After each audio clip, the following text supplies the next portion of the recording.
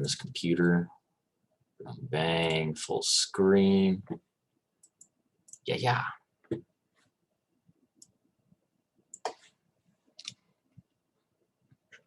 This one's a little bit archaic because this was right when COVID hit, so I wasn't sure if people would be able to render out. So this is like old rendering, very rushed methodology. That was a rough semester for us, but it's pretty good results still, despite it. Also, this was pre-ZBrush being in the class, so y'all are able to hit a higher level of detail and do some really cool stuff. But yeah, this is the final reel. So it's like this is that first sculpting project for ZBrush, like that first week stuff. This is the character that they made, and we're just getting renders of the turntable of it, you know, so you can see. And then this is a downloaded rig from online. This student did the arm rigging section instead, so they didn't have to do their full character. I was a bit sad because it was a cool character. It would have been neat to see that come to life. Again, this is the sculpt. This is the character. And we have the I don't think I'm sharing the sound, but it has like the most like the old school YouTube track that was on every like skating video ever. And a little bit of animation. And like, see that wasn't any crazy animation, not a super long duration or anything. Simply because we tend to run out of time towards the end of the class, you know. But yeah, this is Keith's work. They had an amazing face sculpt in here. Really good stuff, and a nice turnaround on their character as well.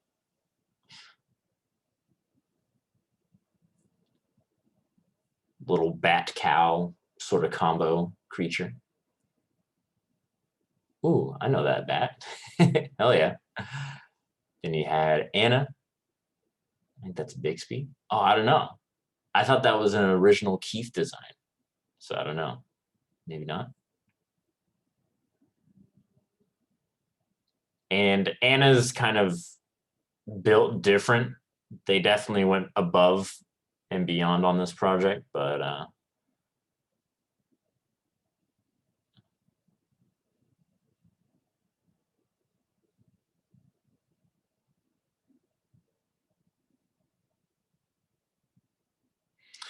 yeah, so that's just some samples of like what sort of animation that we're doing. Like even if you look at Anna's, they did not this Sarah, different Sarah.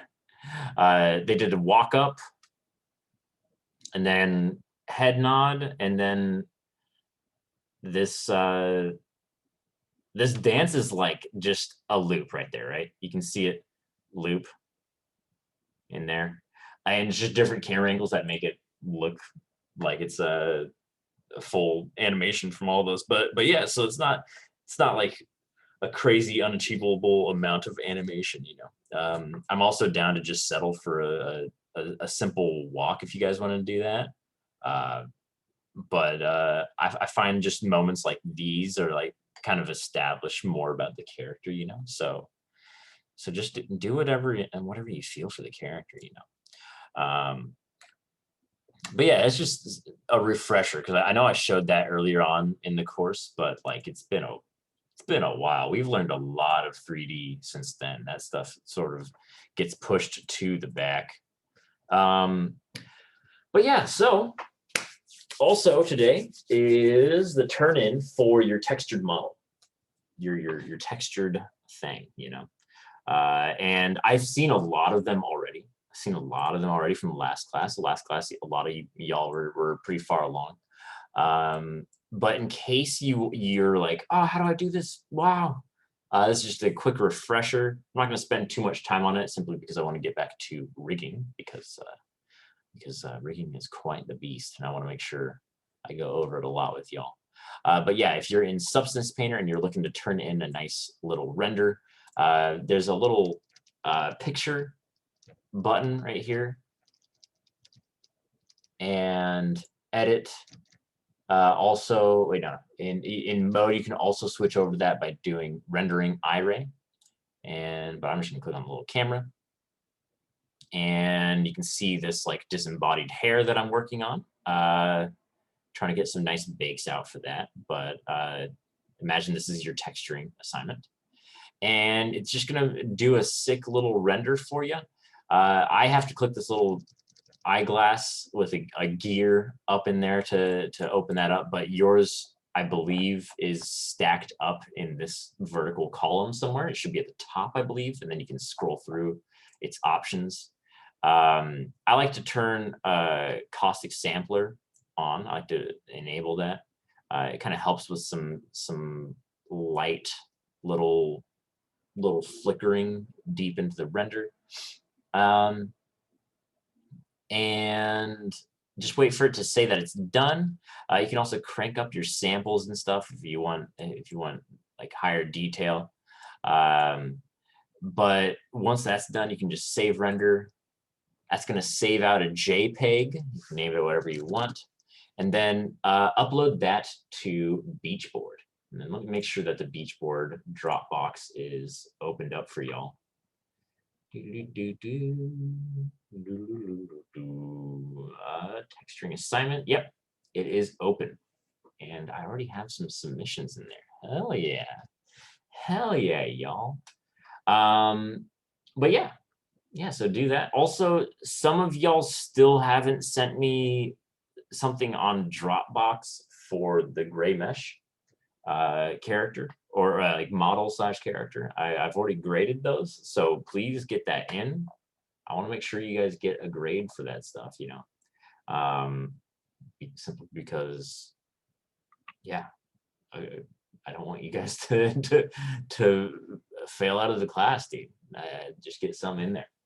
If it's just the ZBrush sculpt that you have, then that's fine. Preferably, I'd like to see the retopologized character, but you know, we can't win everything. We can't win everything. But yeah, so that's how you get a nice simple render out of there.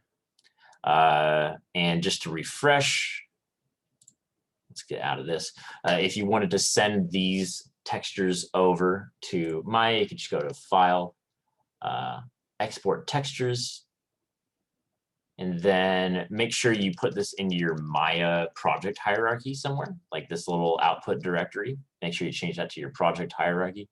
PBR metallic roughness is this preset we're looking for. And PNG's fine for us. And if your texture size comes out a bit too small, you can always send it out as like a 2048. But we did set that up properly earlier on. So, and then you just export, and then it will spit out a list of those images, and then you can just put those on your material in Maya. So back in Maya, I'm not going to go over applying the material again. I have a few videos about that, and I went over it in class, I think twice now as well. So, but keep in mind, because I've gotten this question a lot from students, and they're wondering, can I rig my character if the texture is not done? If I want to go back in and add more detail on the texturing, can I do that and then apply that to the model? The answer is yes. Only if your UVs are done. So if you've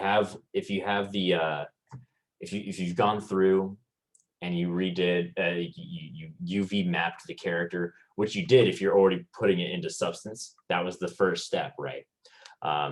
So if you've done that already, then you should be good to go. Like, you can still rig that character. And as always, you can also rig your that arm assignment that I have on Beachboard. A lot of people have been looking into that. I'm completely fine with that. Simply because I know rigging is not everyone's thing, but it's kind of beautiful though when you're able to see the character moving. It's like next level. It's when the character is like living, you know. Let me pull up a file that I can rig. Just because now we're going to hop back into rigging. And blacksmith skin, proxies, okay. Blacksmith mesh, sure. Let's open this up. See if that works. Boom, so we got this guy. And this is my blacksmith character that I was working on. He is an absolute unit. And we're looking for a script. Someone just linked to it recently as well. It's the wrong Discord. This is my corporate Discord. Where is it? I know. I cannot find it under I think it might be in general. Yeah, here we go. So we're looking for that rapid rig basic.mel. And I'll show you guys how to get that into Maya so we can use it. I'm gonna go like just turbo fast. I'm gonna go as fast as I can, and just talk kind of stream of consciousness style about it. And then we can go back and just hit it up real slow style too, you know, after that, because I want you guys, when you're rewatching these, to be able to just look at like a shorter clip. I know it's annoying when I'm like pausing for class all the time when you guys are rewatching it, you know, but I mean, at the same time, I can't really not answer questions. So I'm just gonna go try to one-shot this. The first step is go to the folder that you put that rapid rig basic script in. It's probably in your downloads. And you can left click, drag that. Can we do ARM again later? Yeah, absolutely.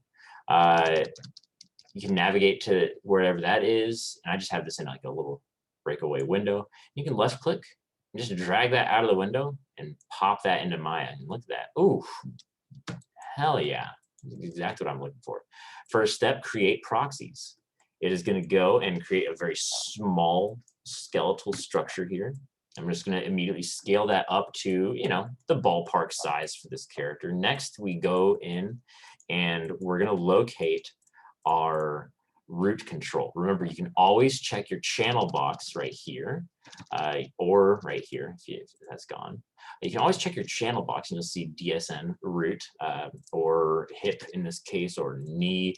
Because sometimes it can get really confusing as to like what joints are what in here, you know. So it's always useful. Also, I'm going to add my character to a display layer, again in the channel box. Let's see if it's already on one. No, there we go. So I'm just going to click my mesh and then click this little icon right here, boom. And I'm going to double click this little last box to turn it to an R, which means reference. So that means we can no longer select our object right there, right? It's gonna be really useful when we're like clicking on these things and moving them around. So first step is I'm gonna get this root kind of at the pelvis. And remember, whenever you're putting your joints in, you're going for center of mass on these bad boys. Center of mass. Say it with me, y'all. Center of mass. And now I'm going to click my hip and my ankle. Might as well click both of them at the same time. And I'm just going to drag those to be in line with this vertically, you know. And then this hip, I'm going to move that a little bit lower, right? We're going to mess with the hip first, then the ankle, and then we're going to go back to the knee. And then remember, always try to keep this ankle in line with your hip. It's going to help the auto rig a little bit there.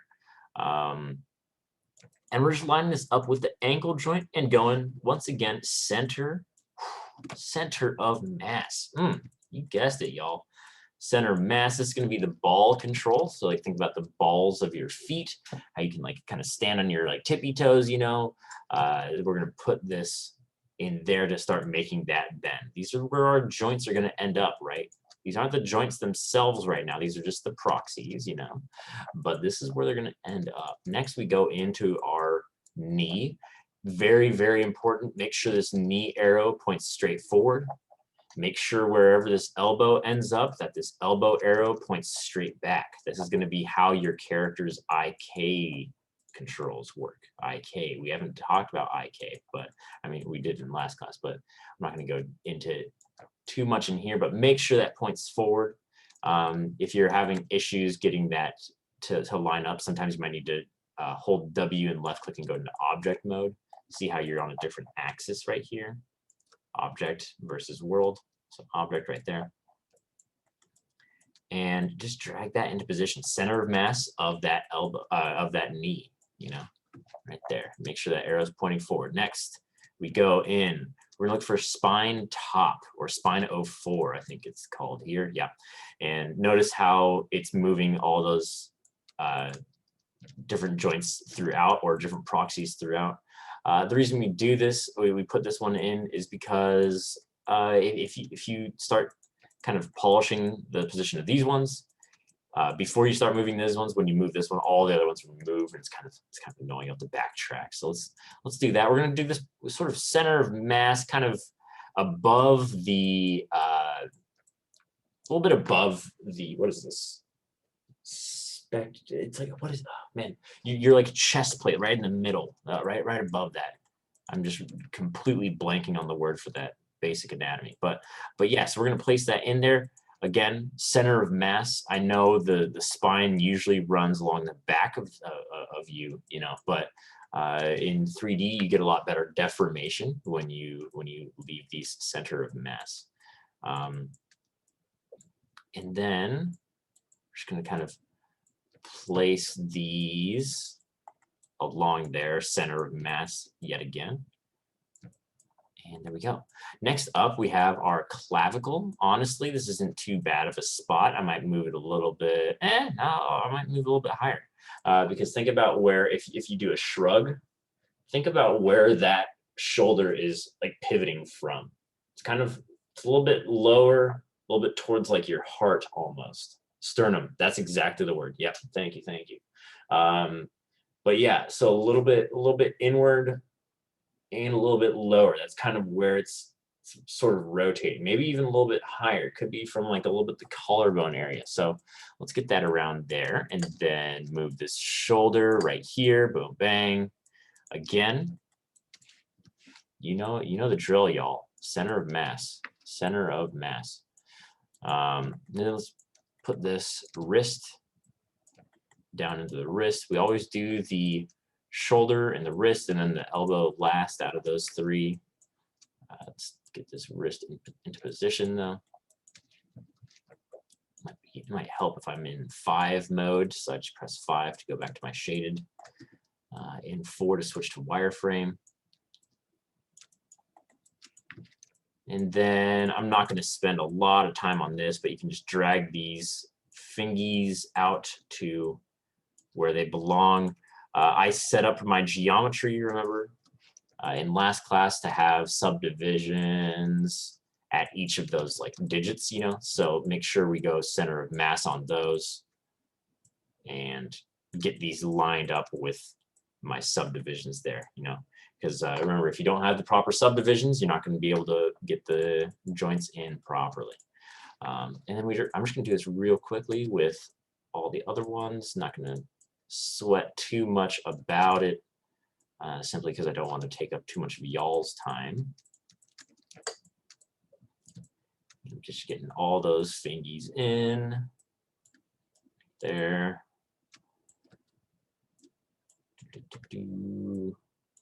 Perfect, perfect, perfect. And there we go. Good, looking good.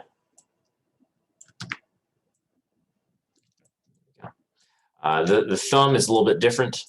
Instead of aligning these to be pointing away from the knuckles, we align that to sort of be a little bit on the rotate. Because if you look at your hand, the thumb is posed a little bit more relaxed, right? So let's do that as well.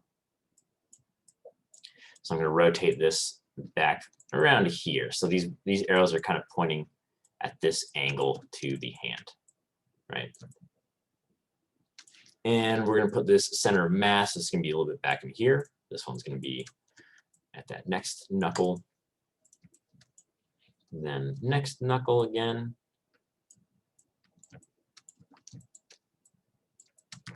And we're good. And these tips, as always, the tips just kind of rest at the end. Same with the foot down there, you know. And now we go back into our neck controls. So we select your neck. It's right above the spine 04. So we're gonna go neck. We're gonna move this up. We're gonna put this at the base of the neck, center of mass yet again. So base of the neck right there. And then we're gonna take this head and put this center of mass as well at the base of the skull, right? So it'll end up right about there. Head tip, we can just drag that up to the top of the head. Boom, perfect. Jaw, we're gonna move this in here. And remember your jaw, if you open it up from your side, kind of pivots from the back here, right? When you open it, and I know you have a lot more flexibility than just that in your jaw, but it's about where it's gonna happen. This guy might be a bit higher or a bit lower, simply because his anatomy is kind of wild, not very human in nature. So, and then jaw tip just goes on the chin down there. And then the eyes are a little bit particular. We have to use snapping to get this to the exact center of these eyes, right? Since these are spherical eyes, we'd like to be able to rotate them around in that socket. But we need to use snapping, all right? So with your move tool activated with W, you're gonna hold V, and then you're just gonna drag from the middle point of that. You see how it snaps to like a circle right there? We're just gonna hold V, left click, drag that to the front of the eye right there. Perfect. So now see how it's snapped exactly on top of that vertex right there? Now, if we snap it, because this is where this eye is gonna pivot from, right? When it's like rotating around, it's where all these joints are pivoting from when they're made. We want to have this at the very middle. We're going to hold V again, and then we're going to drag the blue arrow back halfway along that eye. You see how I have that nice clean edge loop in the middle there? I'm just going to drag that to the middle of that right there. Boom, bang. That way, when that eye rotates, well, when that eye joint rotates, the eye will rotate perfectly with it. And so we're set up. It's all good to go. Last step is we have to mirror our controls. Since we did the left side of this character, right? We did his left. We have to mirror that to the right. So left to right. And then, so let me just turn this on so you can see it. Look at all these free floating joints. If I do left to right, boom, snapped perfectly into position. Delicious. All right. So at this point, I would save my file. I'd go to File, Save Scene As, Blacksmith. I would call this Blacksmith Proxies. We call this Proxies because we set up the you can see that I already did this once. Let's do Class to differentiate. So that way, if anything goes wrong when we click this Generate Rig button, then you can always go back and mess with these again. Sorry, doing a water break right there. And next step, now that we saved our thing out, we can do Generate Rig. So I'm just clicking that button. Hands off the keyboard for this. Don't press anything. Don't mess with anything. It does a lot of thinking. And then, boom, congratulations, rig complete. Rig complete. And then you have all these controls and, oh, it's not doing anything for the character. What? That's because we haven't bound this the rig yet to the skin. At this point, I would, if you had extra controls, say I wanted to have this mustache animate, which I did when I made this for the game. At this point, this is when I went in and started putting in some extra joints and extra controls and binding that to that skeleton. That would happen during this step for sure. Another little fine detail thing that I like to do during this step is sometimes these controls can get lost in here, right? Like this clav, a lot of the times it'll be under the surface of the skin. A quick little way to fix that is if you select it and then hold right click somewhere, like off the mesh, away from everything else, you can go into Control Vertex mode. And then you can actually change the shape of this. So this is some new information for y'all. We didn't go over this last time. So we can scale this up and move it around and mess with it that way. Because if we just move the control, then you're actually just straight up moving the skeleton, you know, right? You're moving the skeleton around instead. So if you click on it, hold right click, control vertex, you can see a bunch of those magenta little Bezier curve control points, you know, and we can just move those around, make them a lot more visible if you want. I commonly do that if the controls are too like far, like buried in the mesh or like far away or something. So I just do a pass on that. This looks pretty fine though. So then next step, select skinning joints, boom, right there. And since we need to select our mesh next, we're gonna have to make it not reference. So click off that, click off the little R that was a reference in there. Then I'm gonna shift click the mesh and then go to my rigging menu up here, boom, skin, bind skin. These are pretty much fine since we're gonna redo the bind skin anyways. But honestly, sometimes you might be able to get away with, if you have like a really skinny character, usually you can get away with just a default bind and then just kind of messing with some skinning values on there. So I'm just gonna click bind skin right there. You can see that Maya's thinking down here. And we should have a character that is moving when I move these around. Boom. There you go. And these are the things that we, one second, I'm going to close substance so my computer doesn't explode. Discard. And close substance launcher as well, because that's taking up memory for no reason. And yeah, so these are the controls that you end up animating in the future. You don't animate the mesh, you don't animate the joints. At this point, don't delete any of the joints. Don't you dare touch any of those joints and press delete. Don't touch any of the controls and press delete. If you have a finger, like if you have a 3-fingered character instead of a 4-fingered character, just have this control free floating. Just have it free floating out here when you're making the proxies, and then don't bind anything to that skin for those joints. Just leave them free floating. Because if you delete any of those sort of nodes at all, like any of these joint nodes or any of these controllers, that can really mess up some under the skin math that's going on behind the scenes for these rigs. That can really mess that up. So don't delete those, and we won't have a sad time, you know. And yeah, so this is the stuff that you can animate. Remember, well, I mean, this is kind of optional, but you can press these controls or click these controls and then press S to key, and then you can go on the timeline, move them a bit lower, move them around, press S again, and then you have a little animation there. Boom, boom. So next, yeah, I'll just go turbo through all of this as well. So remember, I don't use the default binding on these skins. Instead what I do is I click my mesh, hold right click, go to paint skin weights tool. I click that root, and then I immediately just butcher all of my skin weights, right? Because if you look at your default deformation on these, pretty garbage right there. Michael does not like that at all. So what we need to do is just trash all that. I'm just going to hold right click, paint skin weights, go to your root control, and you're going to go to replace, opacity 1, value 1, because we're just going to completely flood every single weight onto this joint. Remember this black and white sort of map that you're seeing across there, that is the influence that joint has. So when this knee joint moves, and this knee joint extends from here to here, it's going to move all of those verts in there according to that joint position, that little pivot point. So then all of these verts are going to pivot pretty much 1-to-1, since these are like completely white. They're going to pivot around that joint, right?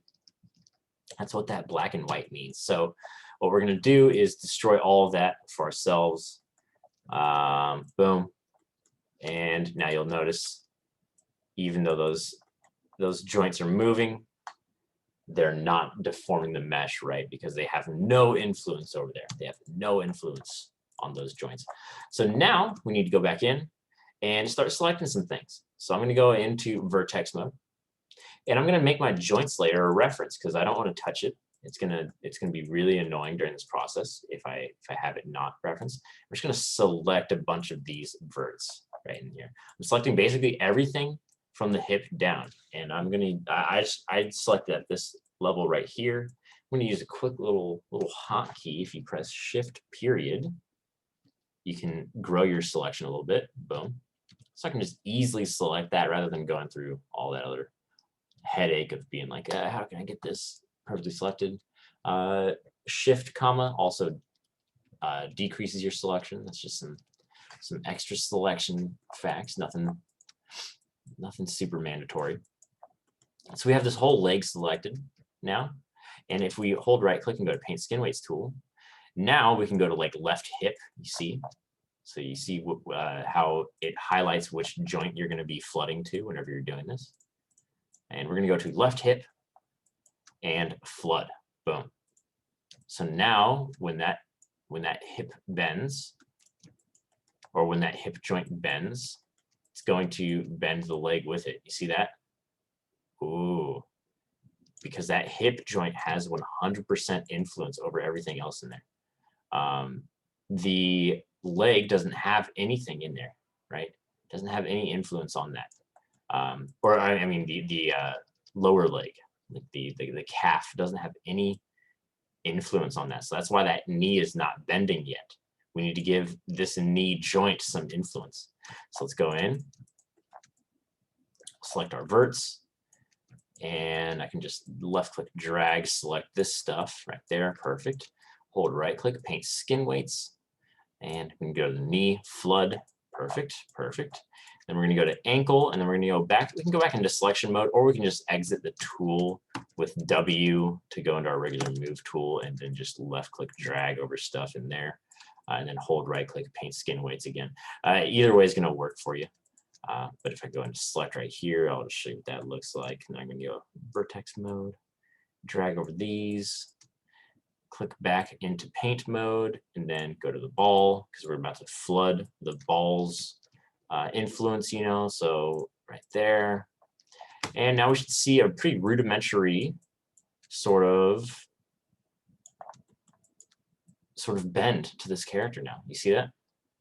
And the fall off is a little bit too harsh, right? Because we just did a flood purely. Also, my feet controls, like the nerve, these got messed up somehow. I don't know what I did to do that, but you know, they seem to be working still. That's a bit strange, but a little bit worried about that minorly, but they do seem to be working. Let's see. Let's just make sure all their controls work too. Yeah. Okay. There we go. Toe up, down. Let's see. Yep. All right. So it's looking fine. It just seems to be the control of vertexes got messed up. I might have clicked those on accident or something. But yeah. So now we have that rudimentary fall off, and it kind of helps to have some keys on when you're doing this, because we're gonna smooth these values now, right?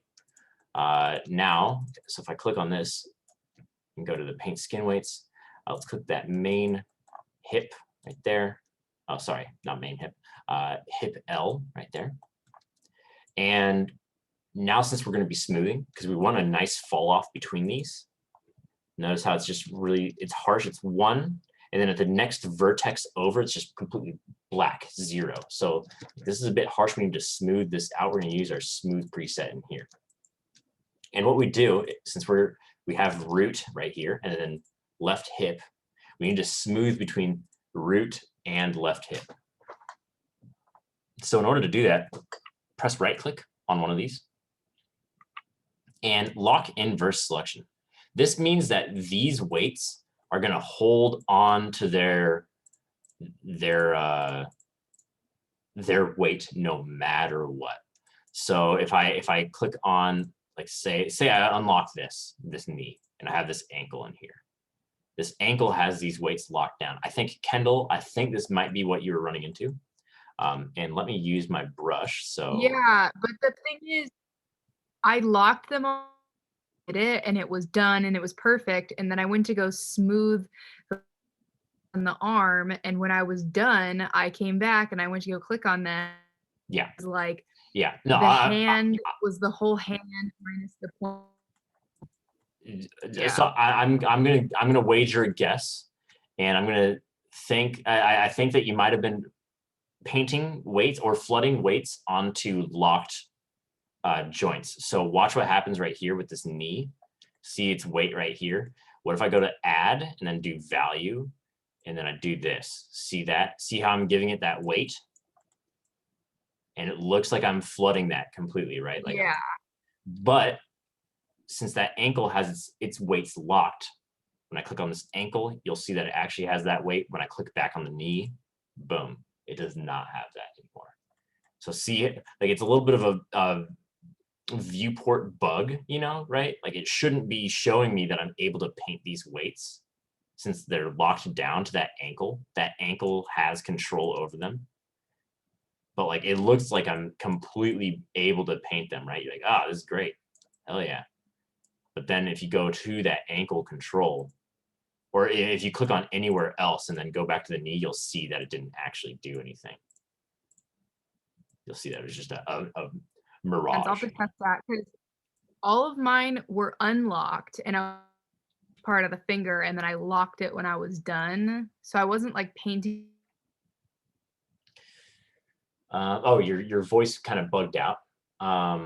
What do I have to do to the arm to get the list of bones to show up? Oh, you have to bind the skin first. So select the joints in there, and then go to the then shift click the mesh and then go to bind skin, and then you should be able to go to your paint skin weights tool. So skin, paint skin weights right here.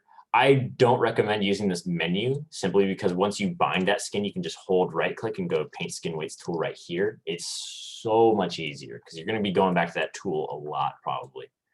But yeah, Kendall, your voice cut out there, but I'm thinking that, so it sounds like you did have them unlocked at one point, and then but I will do what you said to do about the locks. Yeah, just keep them unlocked when you're flooding, which it sounds like you did, but I'm thinking that since they were unlocked and I locked them after each part I did.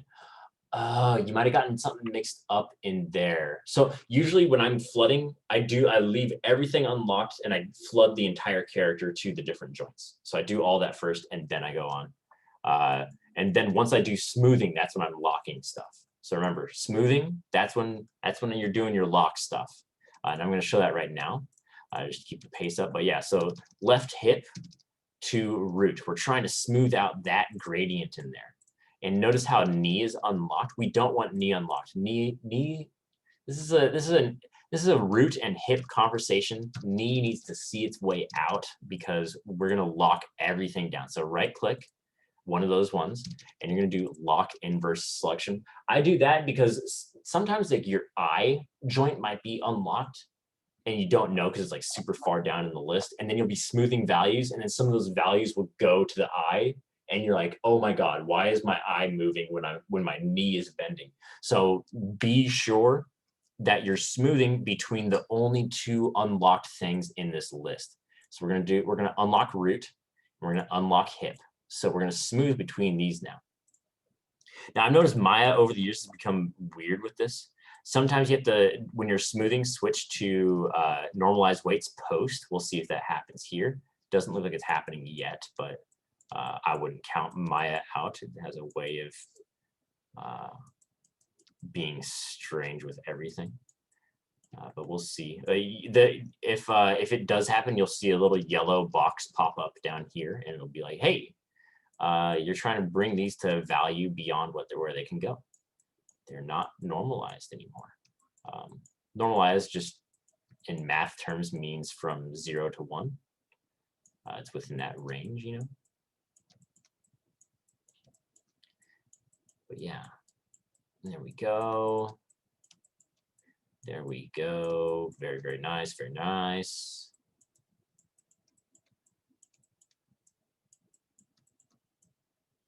Very nice. And let's look at the hip. Let's just give it a little bit. Let's just give it a little bit of this, you know? Give it a little bit of that in there. Give a little bit of that booty as well. Get that going in there. And I'm just left click dragging over this a bunch, right? So now when that knee bends, see how the leg is no longer like tearing away at those verts?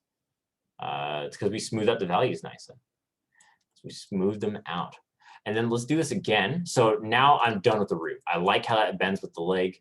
I can just unlock, I can lock that down. So I click that lock, and then I can go between hips and knee. That's what needs some help next. See how harsh that fall off is. We want to get that to deform nicely, right? Because it's deforming when those joints are bending.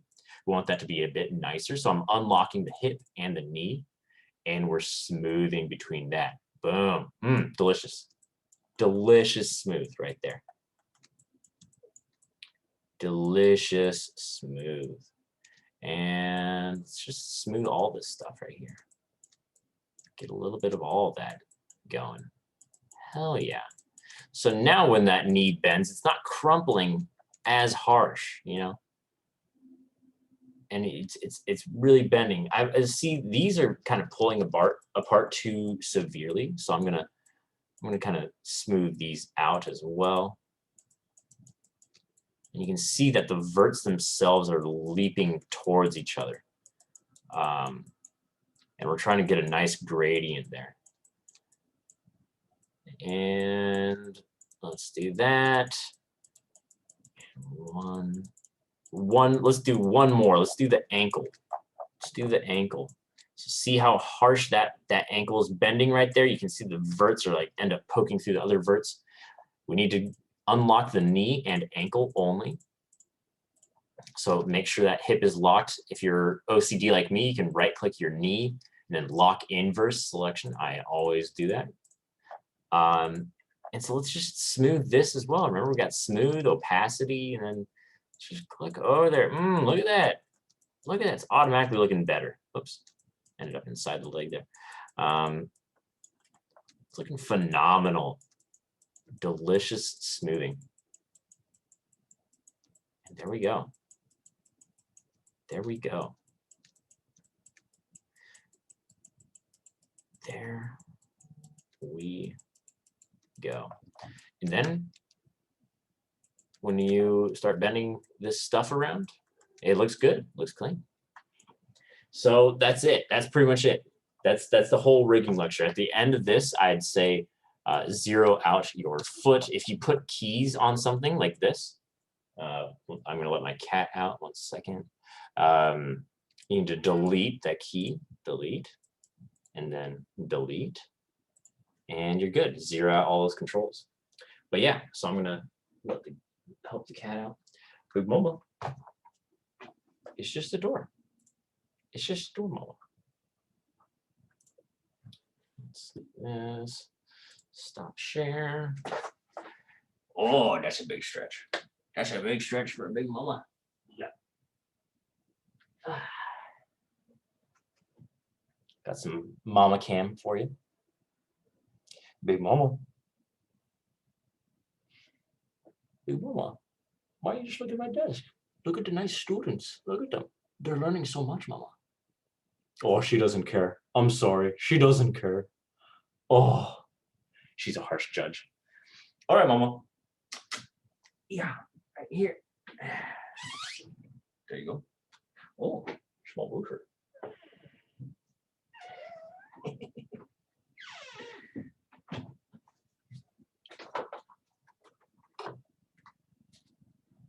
Big mama break. Yeah, right. It's perfect. It was at the end of the condensed lecture. There we go. Good old mama. And let me show my screen again. Screen 2. But yeah, so that was rigging. That was the entire thing, right? All of that. Pretty fast stuff. And I'll never go over it again. That was the last lecture. I'm not going to answer any questions about it. I'm leaving you guys on your own forever. No, I'm kidding. Yeah, I'm completely down to go over all that stuff again. Oh no. Yeah, I'm completely down to just talk about all that again.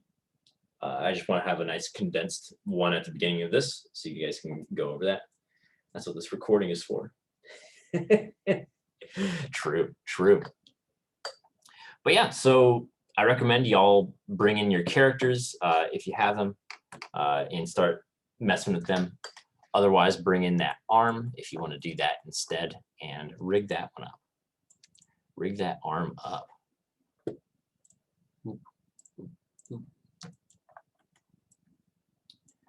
But yeah, so at this point, it's going to require you guys to sort of explore on your own and run into problems. Because I don't know, when we're doing the skinning and stuff, you can run into a lot of different issues, you know.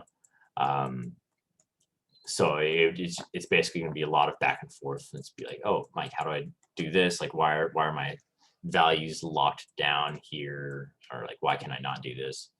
Something also useful for debugging. It's like the nerdier way of looking at this, but there's also in your Windows, general editors, component editor. Like if you're at a point and you're like, I have no idea why this vertex is moving like this, you can go in and select some verts. So if I go into vertex and I click on it, and then if you go to your smooth skins tab right here, you can see every single joint that has influence over that vert, right? So basically on this particular vert right here, you can see that left ankle is one, it's unlocked in your skin weights, right? So you can modify this, you know. If you type on here, it's going to lock that value instead. So then you can't modify it. It's the same as clicking that lock icon in there in the paint skin weights tool. But yeah, you can click on this and then you can see everything that has control over it. So this one right here, mostly controlled by the ankle joint, right? 93% of it. That's what the 0.93 means. And then the knee controls the rest of the or the rest of the 6% of it, you know? So like, this is really, it might not seem useful right now, but there will be times when you're moving like your arm or something, and you'll see just like a bunch of like a different point move around. And what you can do is you can just click on those points that are moving around. Like say it was pulling a bunch of stuff over here. Oops, pulling a bunch of stuff over here. And then you can actually go in and modify this. So you can like left click drag down this list and you can just press 0 to tell those verts to basically say, don't abide by this joint at all. You're basically forcefully telling them not to pay attention to that. So like if I go into this one, look how they're bending nicely in here. So if I select these verts and I'm like, I don't want this to bend nicely anymore. I want the knee to have no influence on this. I can just left click drag down this list, press 0. Oh wait, no, I can't exactly. So another detail about this, see how my hold is on there? That means that it's locked. If I do off here, boom, and then I do all the things down that list, then you can see that they snapped back to that ankle, and that ankle has 100% control over it now. So it's a useful little debugging tool. There's also some parts where if you have like a harsh fall off, you can go into your skin, and sometimes you can hammer skin weights and it works. Boom, you see how I did that? I would always double check though with this little component editor and make sure it's not adding like your eye joint or your arm joint in here. What does hammering do? It basically tries to it looks at the surrounding vertices and sees what their weight is, and it tries to soften those based on which joints are in the area. So it's looking at a lot of different points. So that's why I say be very careful with that. And yeah, because sometimes you can get really good results. Like this one worked pretty nicely, and it bends nicely again. But yeah, be careful with that. Sometimes you can hammer something and you'll get some weights way out of somewhere else. So you always double check your verts in here, in this list, make sure they're looking nice. But yeah, y'all. So that's rigging. That is rigging.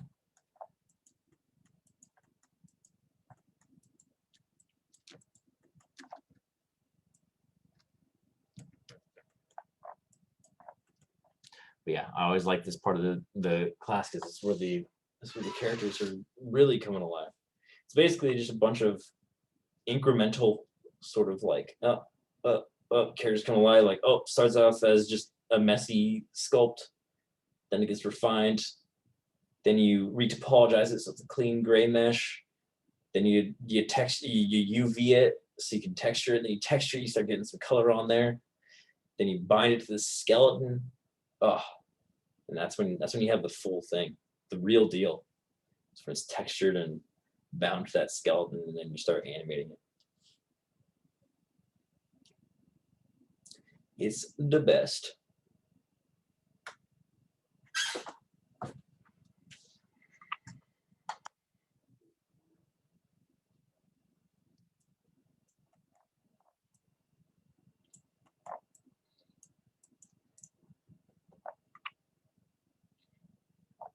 God, I wish this class was 2 semesters long.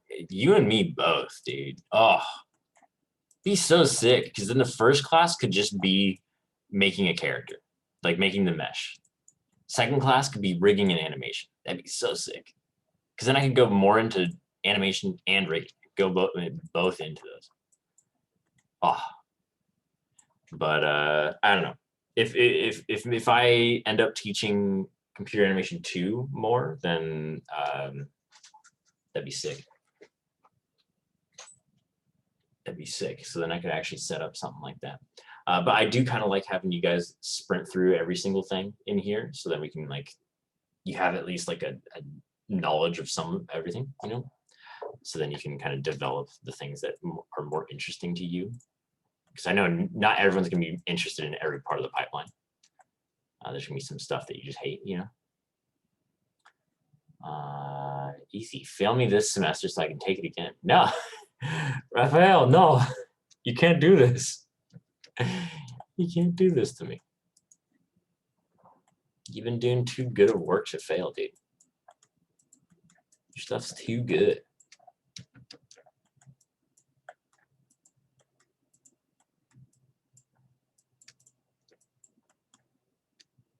Too big to fail. That is what they said about the Titanic, right? So worked out really well for them.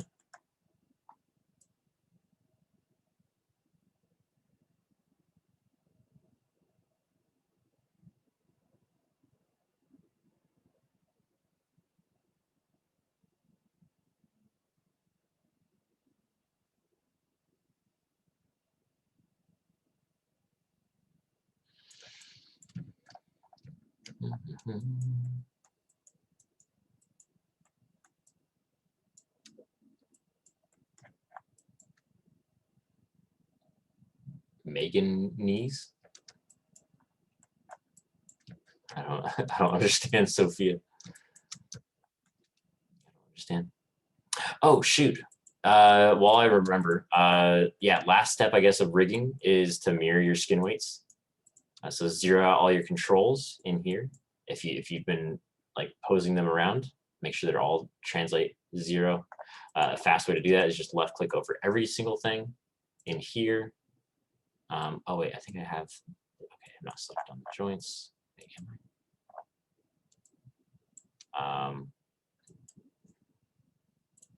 There we go. Let's close that. Who's Megan? That's what I'm wondering, dude. But if you just drag select over everything, and then you can just left click translate X and drag down to rotate Z, and then 0, and you should be good. And then that way you're in a nice even pose, because when we mirror skin weights, it's just going to be looking at the vertex position.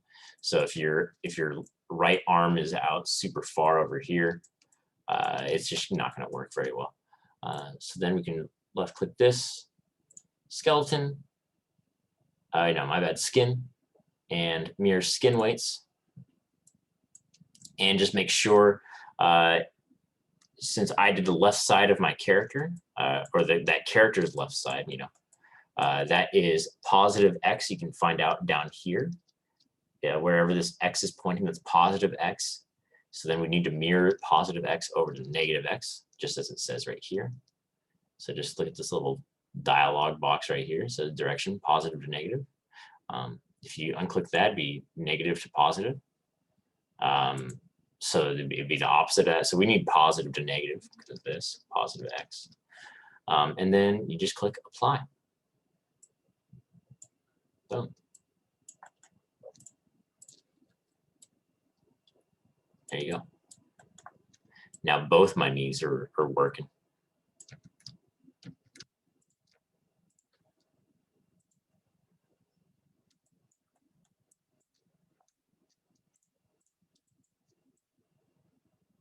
This guy's doing squats. Hell yeah, he is. He's got to keep that booty popping, dude.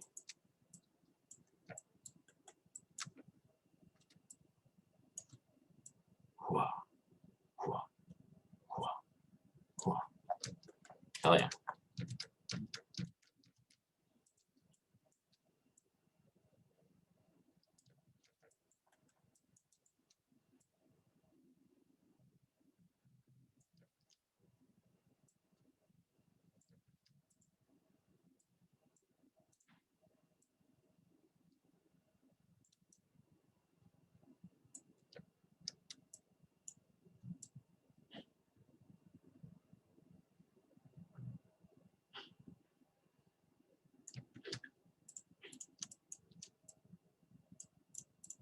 But yeah, so I'm just gonna basically respond to questions as they come in, as you guys explore rigging.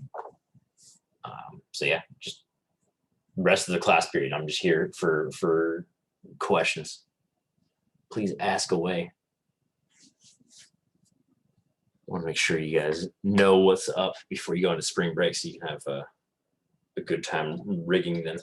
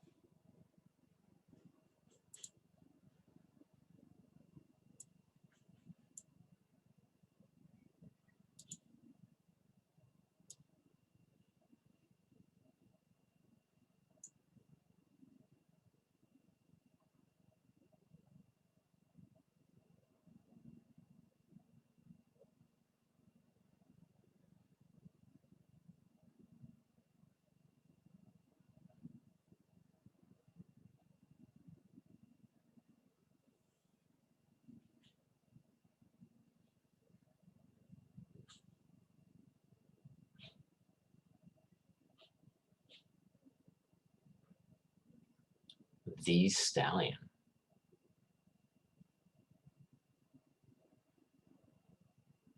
What? What are you talking about, Sophia? You just keep throwing out two words that I don't believe should belong together. And I'm just lost. Oh, man.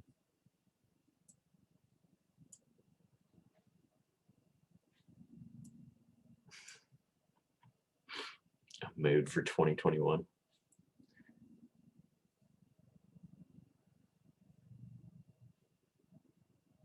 She's too big brain for us now.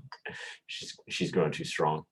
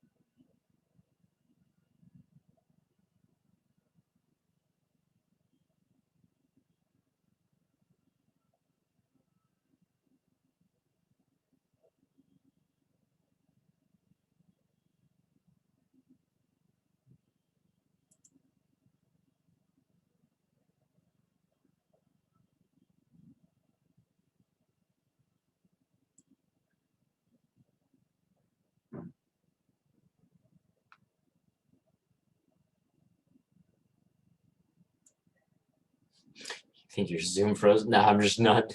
I'm like looking up Rodney's issue. Rodney was running into some crashes. It's like, why is it so quiet? Like I said, I'm just waiting for people to start trying to rig up their characters and then run into problems, you know.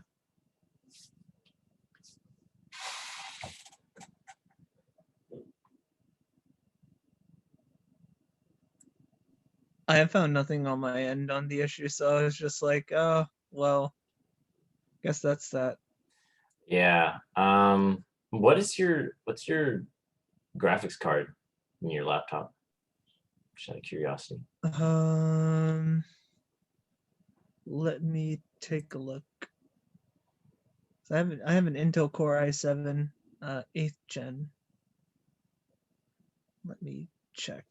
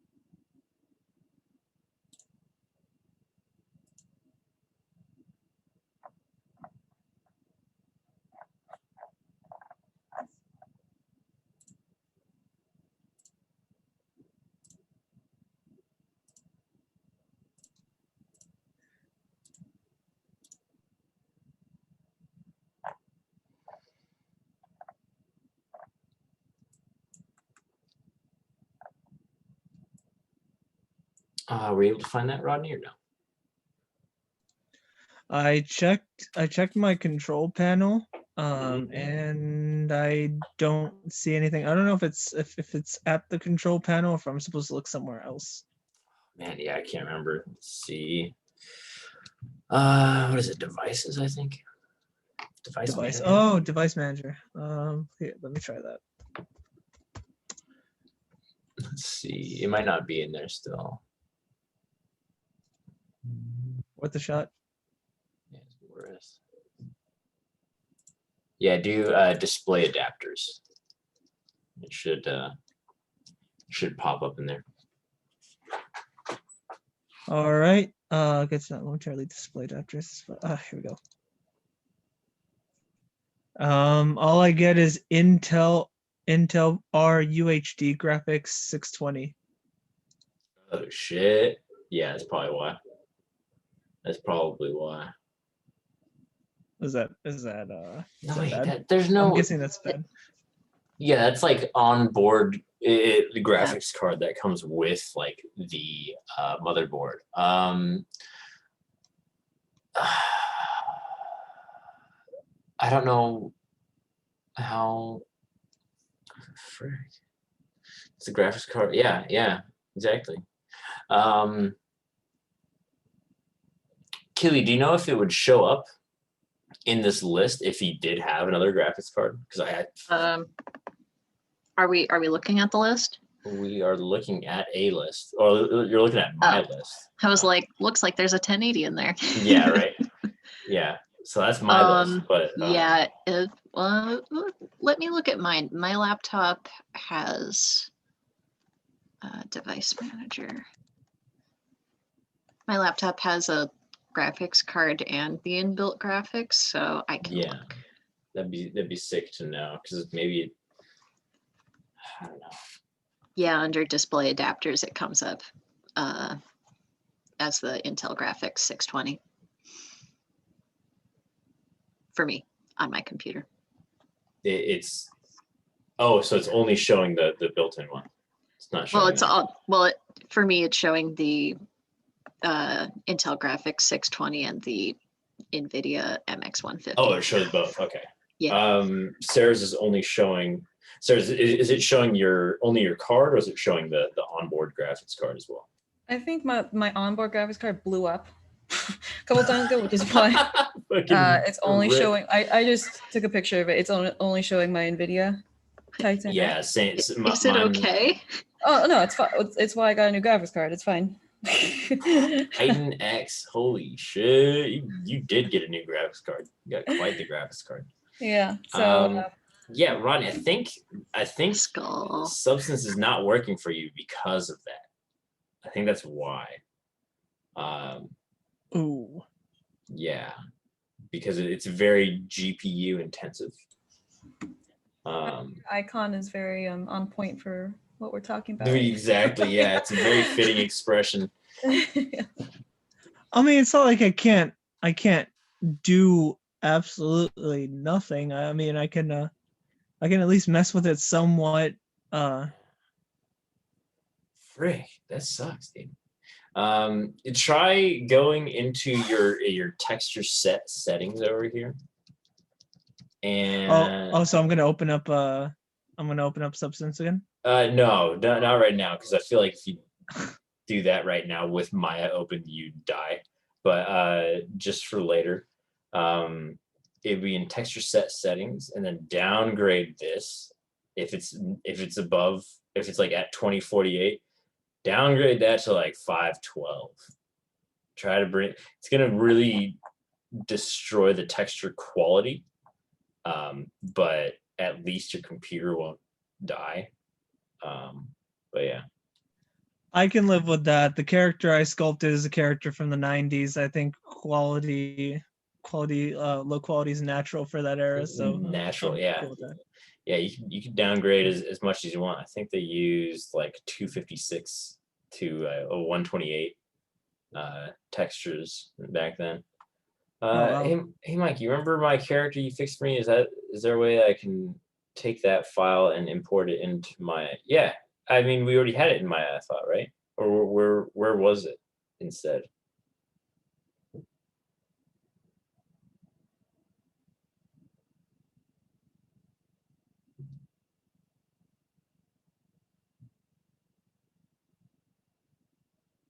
I do have the original. No, like because I sent back that file to you at some point. And I think it was on Discord, yeah. So yeah, you could just open that file if it was fixed. Well, what are you going to be using it for? Are you? Because I don't think that one had UVs for it. Maybe it did. I don't know. I'm not sure. Basically, whatever you're using in Substance, you could bring that into Maya. If you have like a working file in Substance, you can just feel free to go to File, then Export Mesh, and then it's going to export an FBX for you. Hey Mike, when I try to drag and select the vertex, it will only select the joints. Yeah, Tammy, that's why I say to everyone to go into your channel box, and then there should be a joints layer in that channel box somewhere.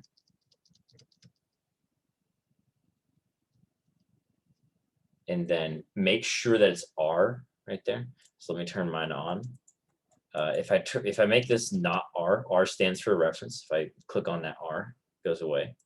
And then I can click on these joints, which we don't want to do. We don't want to ever select these joints really, because we're liable to break them or rotate them, and they won't work anymore.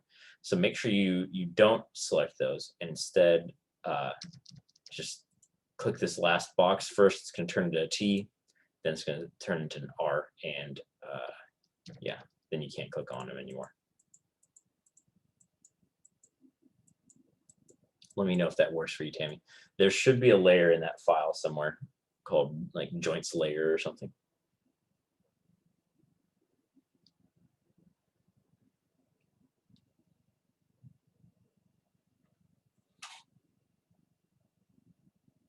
Couldn't find that channel box earlier. Yeah, the channel box, if it's like disappeared somewhere, like it's just gone, you can always click this top right button up here. It's just like a bunch of, has like a bunch of layers in there, and then like a little dialogue thing symbol. It's a very like top right button, and it should bring all this up. But yeah, noise. Hey Mike, how would I reopen the rapid rig window for it? Reopen the rapid rig window for like the character, or just Yeah, like, for the create proxies left, right, and all that. So navigate, like open in a different browser, like that little, like a little window, you know, and find that Maya script file that you had somewhere. And then what you can do is left click, drag it into your Maya scene. If I close this, if I just left click this and drag it into my Maya scene, boom, bang, right there. Okay, cool. Thank you. No problem. I guess it's a good follow-up, a good lead into my question, Mike. So what do you do once you set the proxies and like resize the joints to like about the height of the character? I can't seem to make, I don't know how to make my character transparent, and I forgot how to like move the individual joints. So okay, so you press 4 to make it transparent. Or not transparent. It's basically just wireframe view. That's how I usually am working in here. And let me just open up a scene. Let me save this as and do skin class. Sure. Let me open up that Proxies here. Cool. Boom. So you basically have, you scaled up your thing, and then yeah, you just go in, and remember I added my mesh to display layer, so I don't select it a bunch, but you can not do that and just kind of mess around with these, but you can just left click on these. So I pressed 4 to go into wireframe, and just left click on these, and then used our super basic modeling tools of like move and rotate on these. Mostly just, the only ones that I really rotate are the wrists and the hands, you know. Everything else I leave pretty default. That way they face straight forward on the wrists and the hips. But yeah, you just press W and then you move these guys around, and you're good. when you say the wrists and the ankles, how much would you have to rotate them? I keep the ankles not rotated at all. I just leave them at their default value. The wrists, you just rotate them to, like, see how my hand is shaped here. The mesh is at like a rotation there, so I just try to match that, right? I just try to point that arrow away from the top of the wrist. So it's just, you just make sure that that arrow points right in that direction. Same with all these fingers, because this is how you're going to turn around each other. This is how those joints are going to rotate once they're created.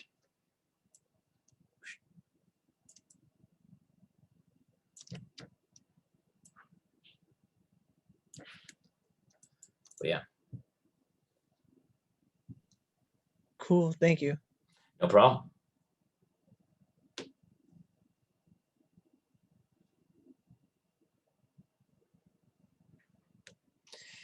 Still having trouble exporting it to Maya? Yeah, so you just go into Substance, File, Export Mesh. You can leave off Apply Triangulation. It's just going to make it triangles instead of quads. And then Export. And then let's do cold hair test. Sure. There we go. It's going to go as an FBX. And then in Maya, you can go to File, Open Scene. And then navigate to that. I believe it was in here. Let's do type FBX. Where did I export that to? Does it say? No. 1 second. Let me see where that exported to. Export, course materials, fall. Yeah. Cold hair test. Yeah, I'll show you.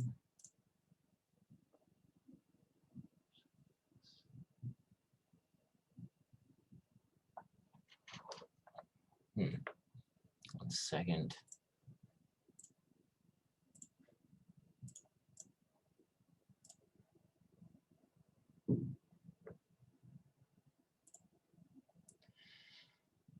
All right. Just put it on the desktop. Okay. Yeah.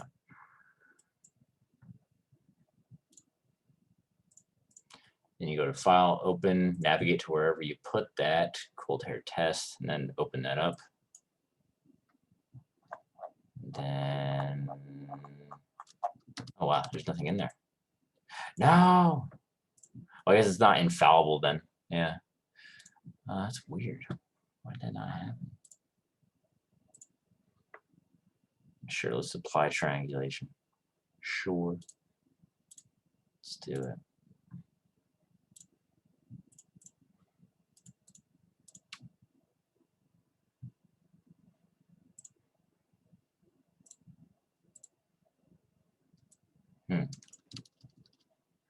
It's weird. Yeah, I guess that doesn't work. I would just navigate, like find whatever file that so the file I sent you for my character is mesh also. Yeah. You should be able to just open that, but yeah, when you open it, is it just empty or something?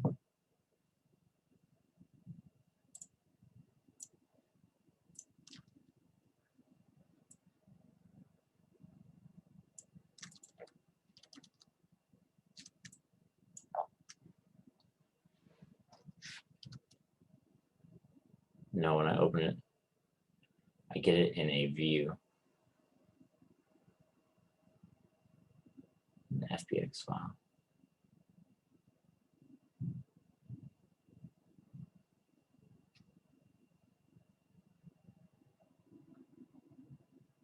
I mean, you basically, like you said, I can use the mesh. Yeah, because you only need the mesh at this point, the UV mesh, you know, the one that you already did the UV map for.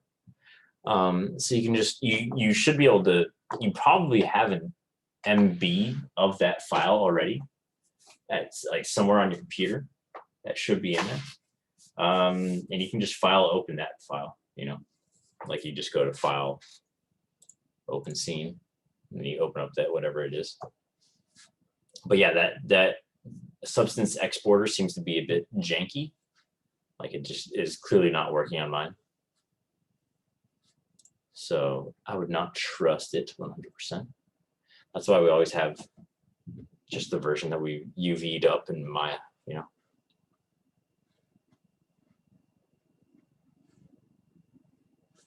It's basically like you already made a JPEG, or you already made like a TIFF or in Photoshop or something. You're just opening it up in Photoshop again, you know. It's the same sort of concept. Like you already UV'd that mesh in Maya somewhere, so just open up that mesh again.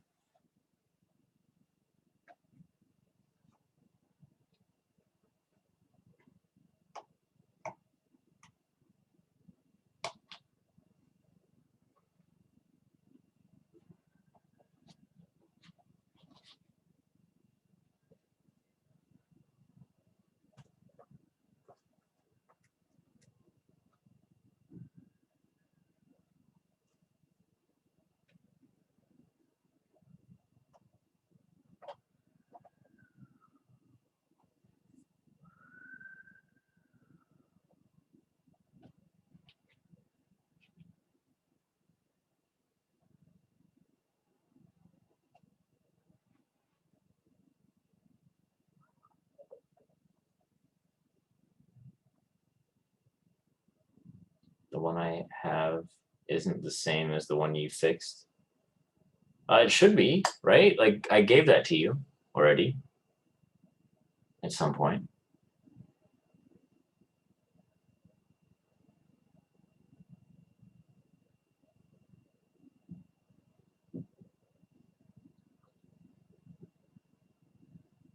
Yeah, you should be able to open that one up then with file open scene.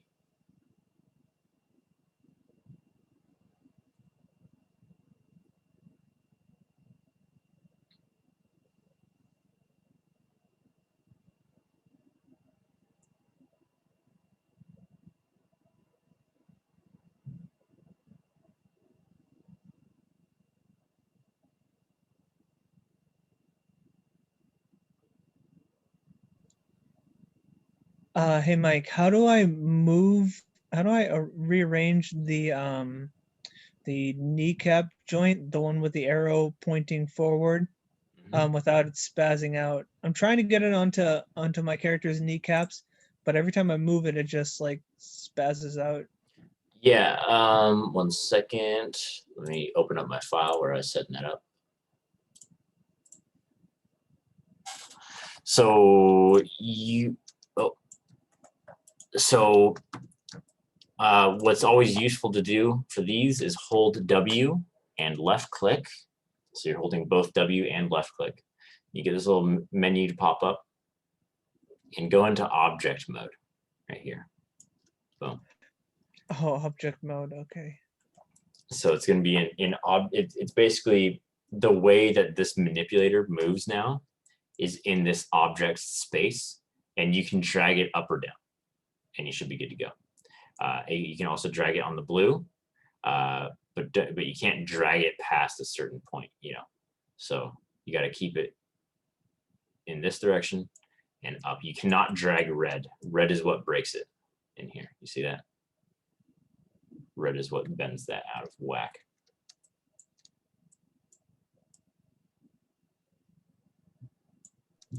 So just green and yellow, it seems? Green and blue. Green and blue. Gotcha. Cool. Appreciate it. Nice. No problem.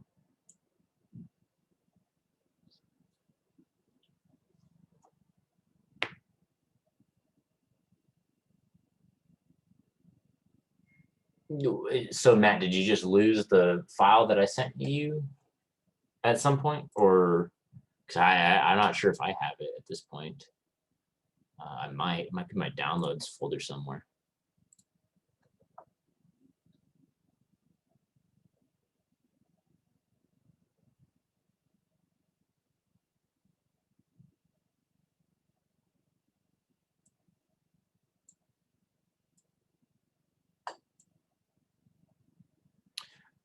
Make sure when you're doing file open scene that you have files of type all files selected, so you can see every single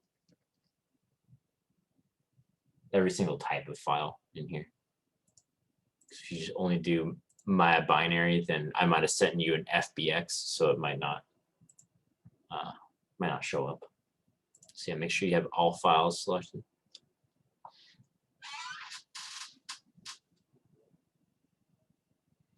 When I flood the elbow, it will replace the shoulder's weight. Yeah, it probably will, because I don't know. I need to see exactly what is going on with your flooding. But yeah, so what's the process? What's the process you're going through? Feel free to like share your screen or something too, if you want.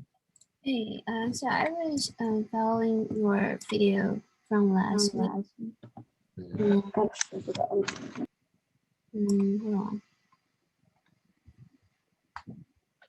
on. Didn't know about that. Oh, nice, Matt. Good stuff. Good stuff. Yeah, I like how it just kind of hides that stuff sometimes. Like, no. So we crashed earlier, so I need to redo it again. But so when I flood the elbow, this will and click what back to shoulder joint, this part will become black. Is it no more? Yeah, so click on the elbow joint. Okay, yeah. In that list. I haven't right there. do it. And then go into, so right now if you flooded that, see how you have every single vert selected. So you're basically telling Maya, flood every single vertex on this model to the elbow joint. And then that takes it away from that shoulder joint, right? So that's why it's flooding over there. What you need to do is select that. Yeah, perfect. And then go back to paint and then flood. And then now click on the shoulder joint up there. There you go. So see, now the shoulder only has control from there to the elbow. Oh yeah, I see. Yeah, okay. And there you go. Thank you. Good stuff. Good stuff. Tangentially related, all my joints in my paint skin weights, tool settings box are the same color. Is that right? I'm gonna be honest, I don't know what that color really influences. I don't think it influences anything. If anything, it seems like it's the distance away from like the base, the root node. I've noticed that's like that was the only correlation that I've found. Let's see. Let's open up my file, because right now mine are just all black as well. Let's make that not reference. There we go. Just wondering if like what it has to do with, maybe I am just not flooding them right. Probably, I'm wondering if the colors are related to the flooding, or if I just don't know. Or if I've just forgotten how to do it. I don't think they're related to anything. If I had to say, I remember. Disappointing. They were related to something in this list.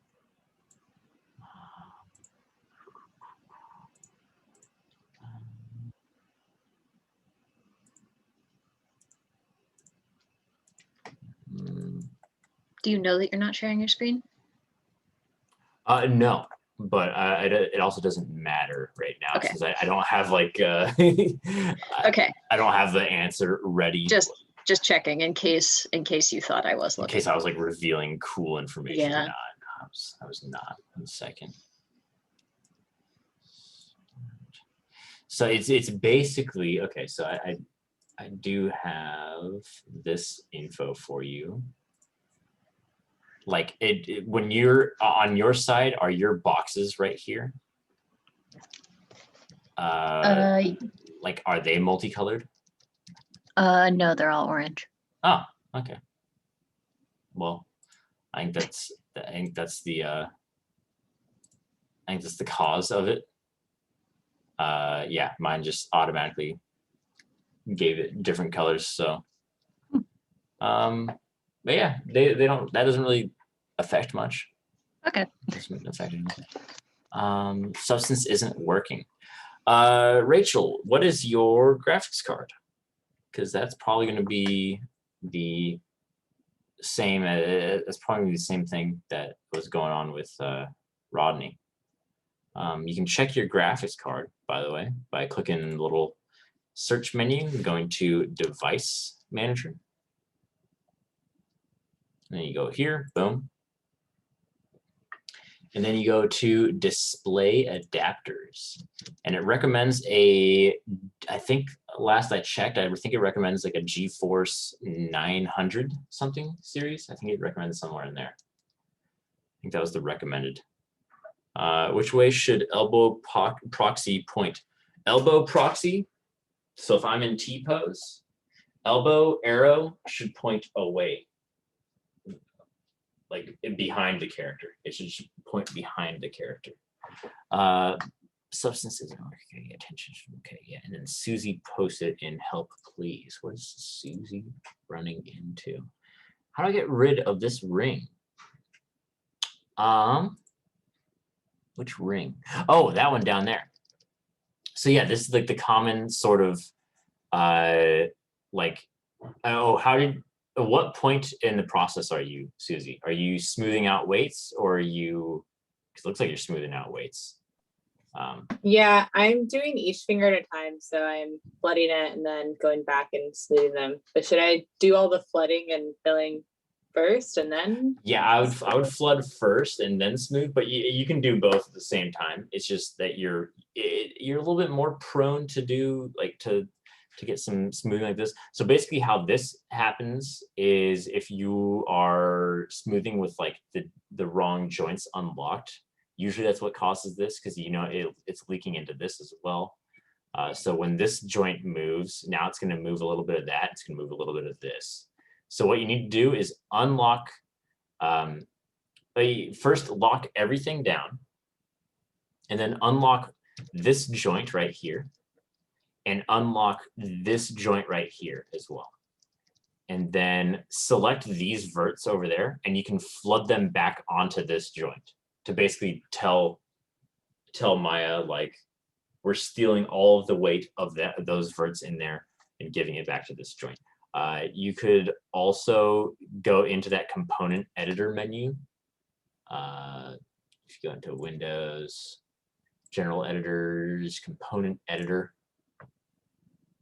and then you select all those verts, and then you'll see a list of the joints that they're bound to. And you can basically make sure it's like none of them are locked.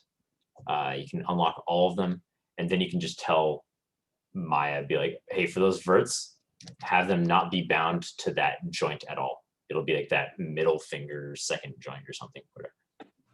No, gotcha. Okay, cool. Yeah. Thanks. No problem.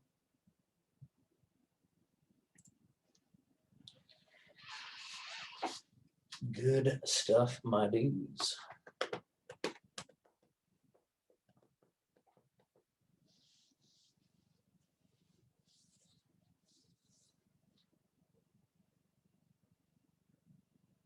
How do I import the color into my characters again? Yeah. So, let's move this over. So you left click your mesh, so it's highlighted, hold right click, assign a new material, since I think you're working from a fresh one.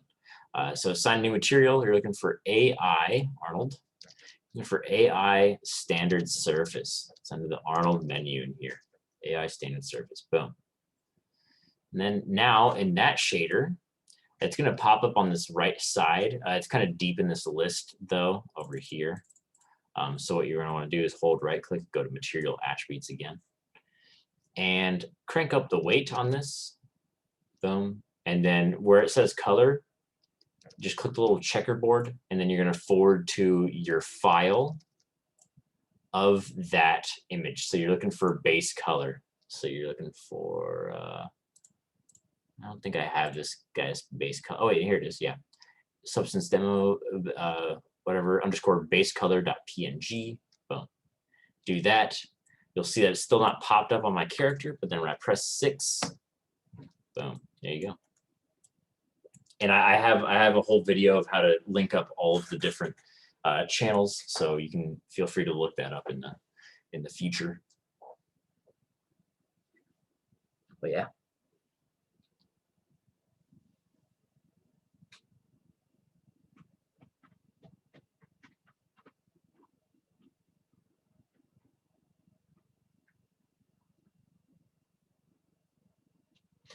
And please ask for one more repeat of flooding, weight painting.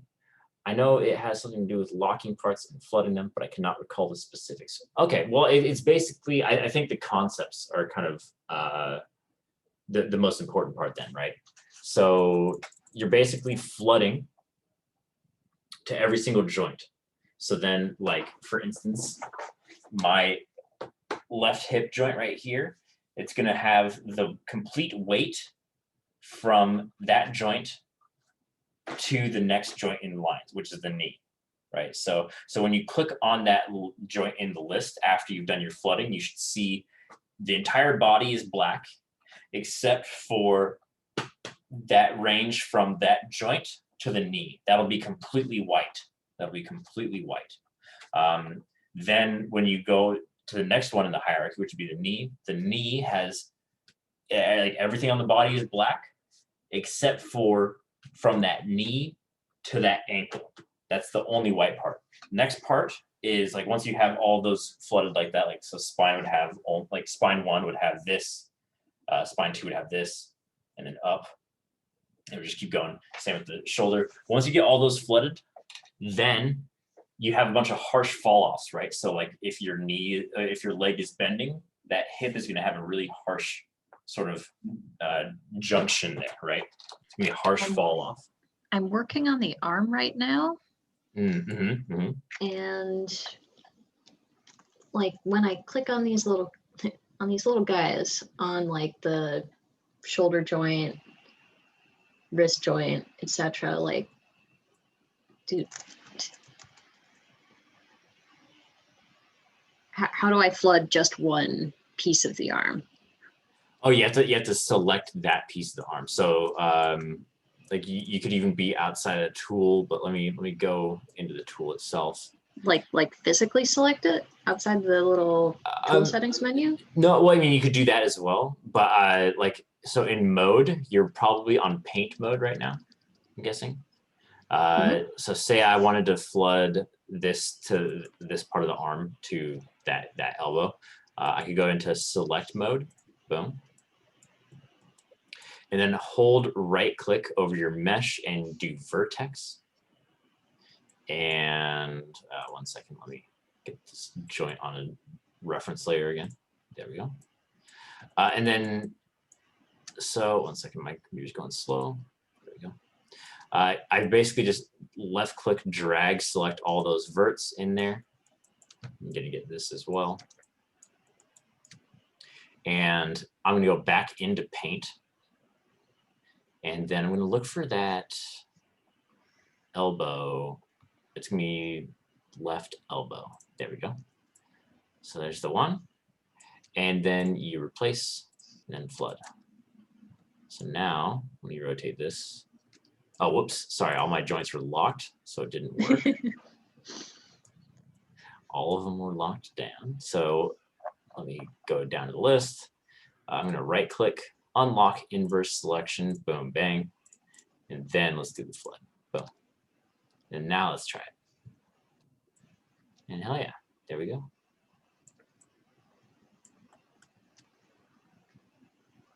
Okay.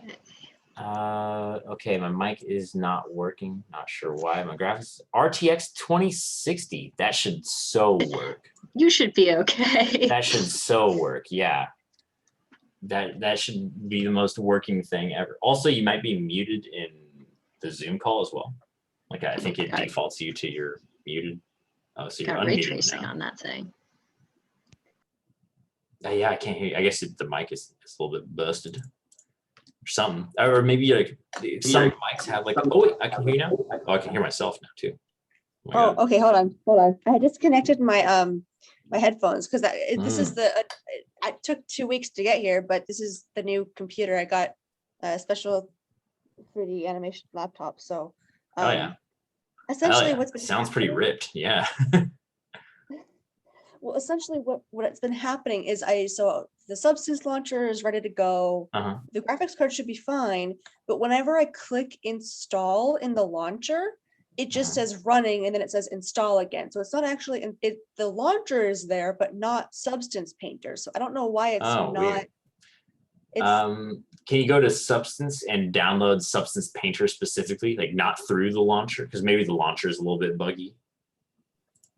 I have no idea because I've been looking all over Substance's page.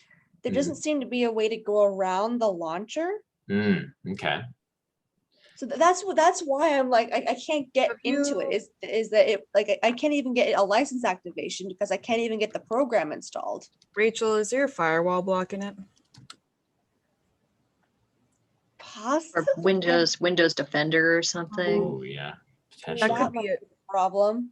Yeah, so it might be that it's recognizing you're trying to download, I think, is Substance an executable? It Because- might be. Yeah, might be. if anything .exe Windows automatically is like, Zanga, stop all things, and it might just automatically blocking it. So you might just have to disable your firewall temporarily to try and download it again. And oftentimes on the website, like Mike mentioned, there is a way to directly download the packet and not through the downloader. It's just going to require a little bit more manual work from you. So Right. I would. You might be able to, Rachel, you also might be able to like close down Substance Launcher. Sometimes this works where if you like right click, like so see in my little start menu, like if you right click and do run as administrator, sometimes that goes around the firewall if that is what's blocking, which it does sound like it's possible. Okay. So yeah, you could run as administrator and then it kind of tells Windows that like, oh yeah, you can install some programs as well. But yeah, that might work. Also usually like the firewalls at least give you like a little pop-up that says that they're blocking something though. But yeah, that could definitely be a way. Go to Task Manager and force stop launcher and restart it. Yeah. To go to the Task Manager, you do Control Shift. Wait, what the? It did not work. Oh wait, yeah, it did. It just popped up in the wrong spot. Control Shift Escape, and then you can close down the Substance Launcher and the task.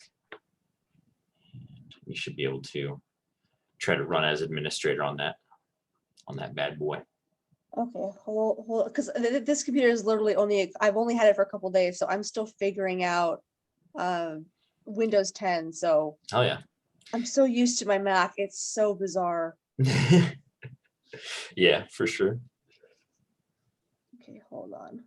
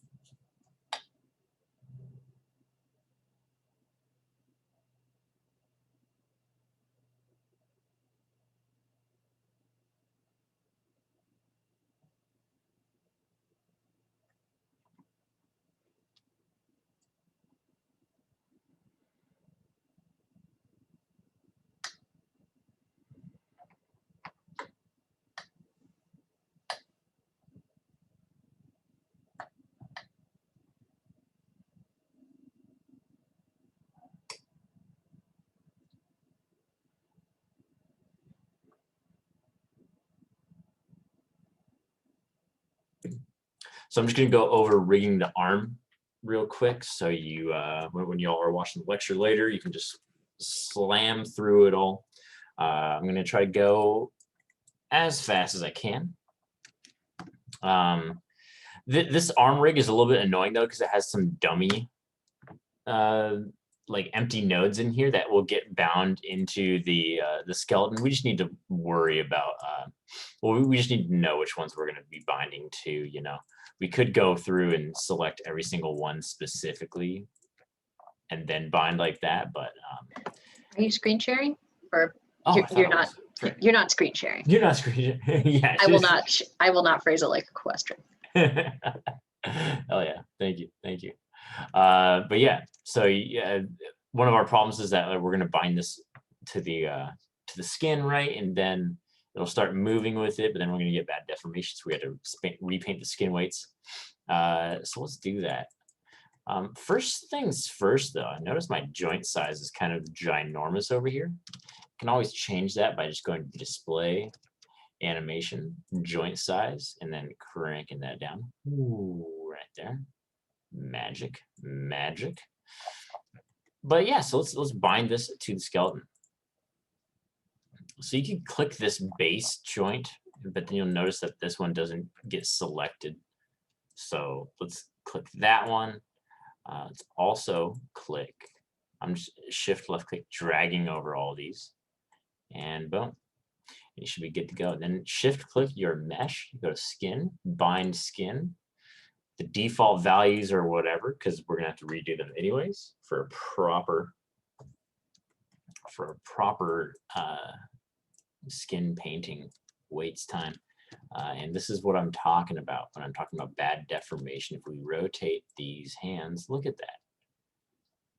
Hands don't move like that, guys. No, you can't do that. Tragic. So what we have to do is basically, I'm just going to show you the brute force way again.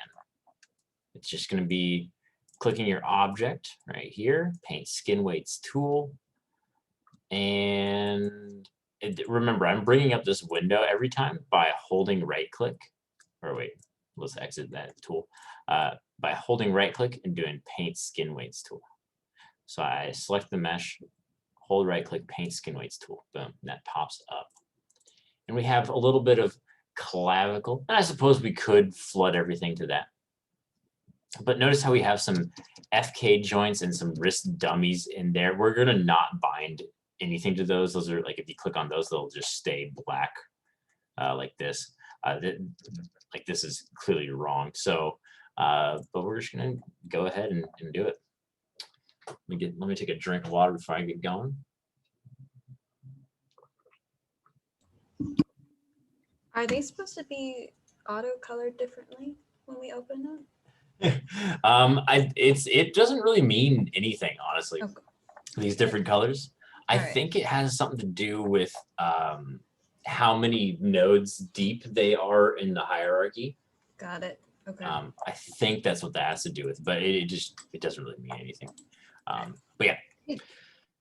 So let's go. I'm just going to click on Clavicle, and I'm just going to go in replace mode with 100% opacity, 100 or a 1 value.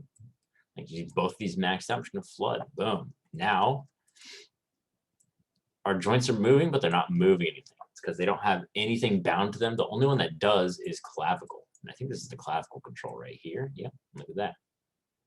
So when that's rotating around, you can see that it has a 100% control of the arm. And that's why it's all completely white. So now we need to go into shoulder joint, this one right here. And let's go into our selection mode, because we're going to do another flood. But if I flood right now, boom, it has 100% control. The clavicle doesn't have anything now. So what we need to do is tell Maya specifically which vertices to flood to. So let's go into our select mode. And oh, everything is destroyed. Oh my God. Y'all seeing what I'm seeing over here? This is wild. Let's interactive. That's super weird. Oh, let's see. Is that just a viewport display error? My God. No, it is not. That is super weird. Let's see if we can fix that by flooding to that clavicle again, because that's nightmare fuel. I might have Control Z'd through a flood. I think Control Z'ing floods might do that. Let's go into vert mode and select everything. Oh, let's also add our joint. Let's have our joints be on reference right there, so we don't select them. And let's go back to our vertex. Boom. Okay, so they're looking all right now. But let's just, I don't trust that. So let's go to paint mode again and flood all that back on the arm. There we go. Okay. And then we're gonna go to shoulder joint. And then we're gonna go to select mode. And I'm in vertex mode. And I'm just gonna deselect that first part because that's gonna be belonging to that first clavicle. Let's go back into paint. Go gadget arms, yeah. Go nightmare arms, more like.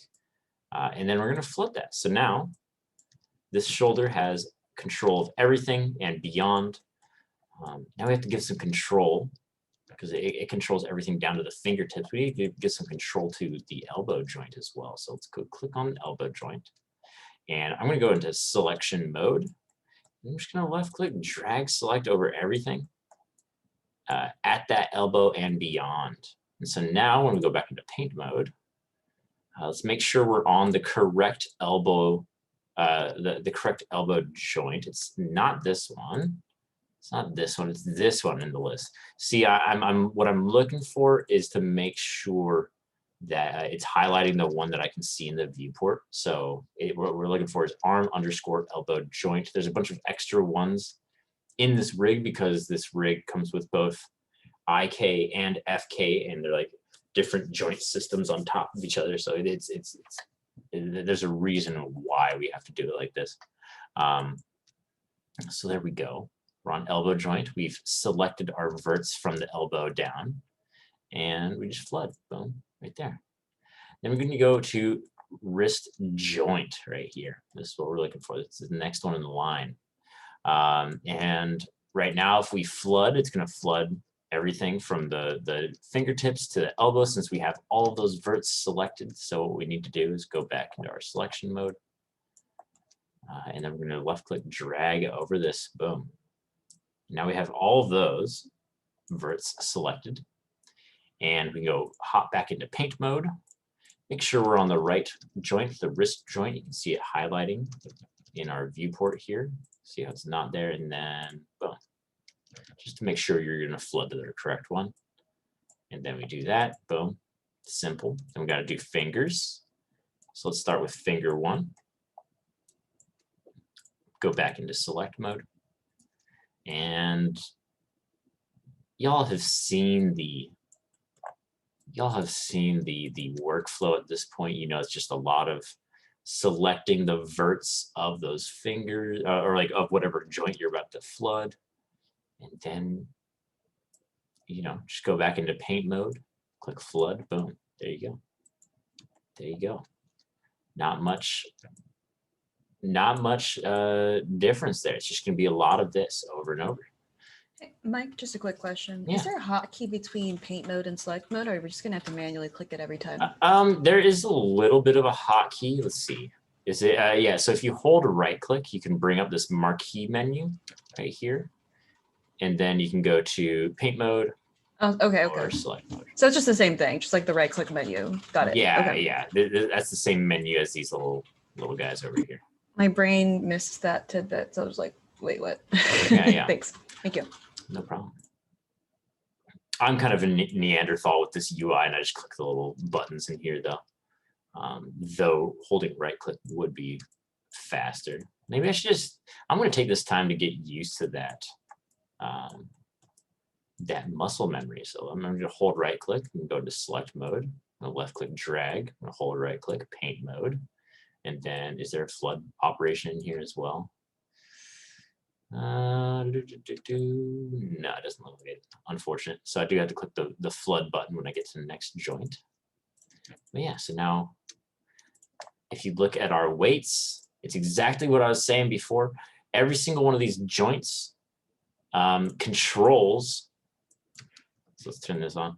Every single one of these joints controls, like the ideal weight is kind of from itself to the next one in the hierarchy. So this finger joint right here, like this one right here, wants to control everything from it to the next one, the child. And then so if I turn on 5, you can see it. So that's exactly what we're giving it. We're giving it all the control of that. And yeah, so that's kind of the just keep that in mind if you're running into a pitfall. You're like, man, where should these weights really go? You know. So yeah, and then let's do finger 2 now. Hold right click, select mode, and then let's drag over all this. Boom, right there. Cool. Make sure you have all the finger and nothing else. Then you're going to go back into paint mode. Make sure we have the right joint selected, and it looks like we do. Hell yeah. And let's go to the next joint in line. Let's go into select mode again. Drag select over that. Right click paint mode, flood. Very nice. Let's go to the next joint. Hold right click, select mode. Select all those verts from that joint and beyond. Let's go back into paint mode. And then you can see that we have it highlighted already. So we're going to get from here to here. So we're going to flood. Boom. Perfect. Perfection. And let's just keep going down the list. Remember, we don't flood anything to these last joints in the hierarchy. Those are just kind of placeholder joints. A lot of rigs use those for sort of contact points for the IK. And just other things, like sometimes you just need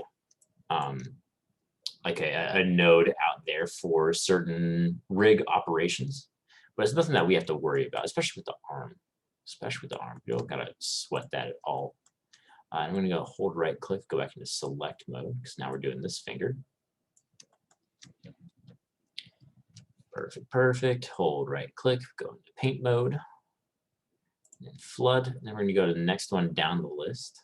If you get tired of scrolling down this list to see, so flooding looks at what verts are selected to know what to flood to. Exactly, 100%, yeah.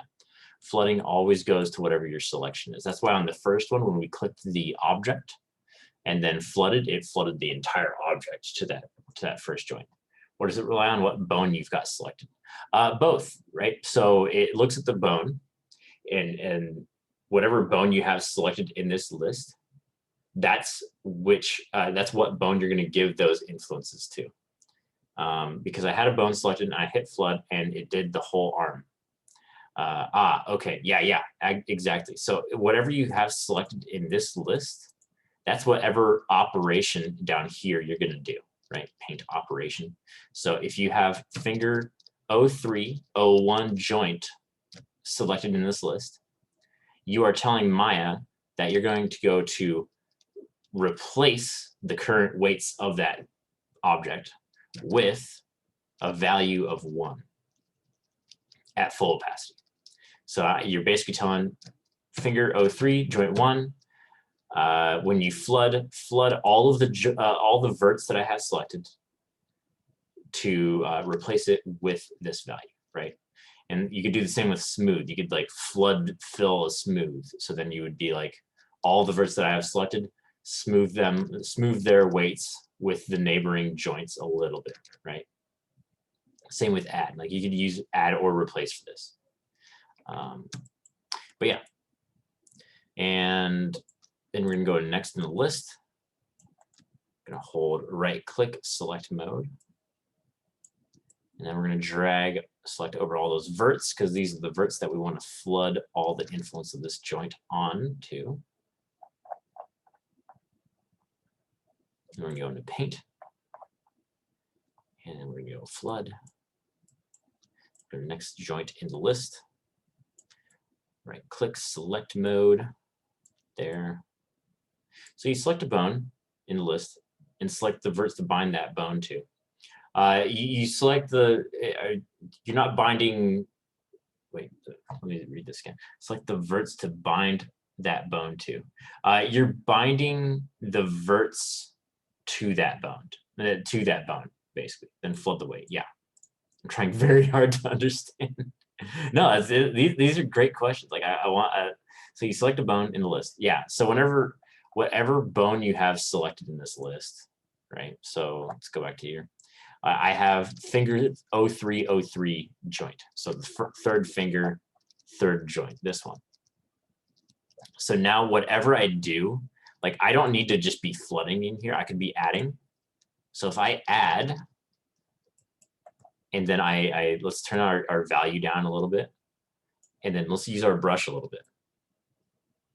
So what I'm doing is I'm just dragging over this, right? And it's adding a little bit of influence for this joint onto these verts. So now if I crank up that value, that joint is adding even more influence to those verts, right? So when we tell it to replace, boom, and we replace it with a value of 1, and then we start dragging over, that it basically, since we have this joint selected, it's adding a bunch of influence from this joint onto those verts. So now that joint is controlling those verts more. That's what's giving it that white, right? And so that's why if you replace and then flood, it's telling those every single vert that you have selected to completely flood with that value. Does that make sense, Keely? I can try to because you want to bend that bit of finger a little bit with that joint, but also influenced by the weight of the entire finger, which is weighted to the joint that connects it to the hand. Exactly. Yeah, because like all like the skeletal system underneath is already moving those joints as children of these kind of higher up joints, right? So then when we give influence to this joint right here, it's just telling it wherever this joint goes, those verts will now follow. That's what that influence means. That's what that white means in that list, like in the paint mode.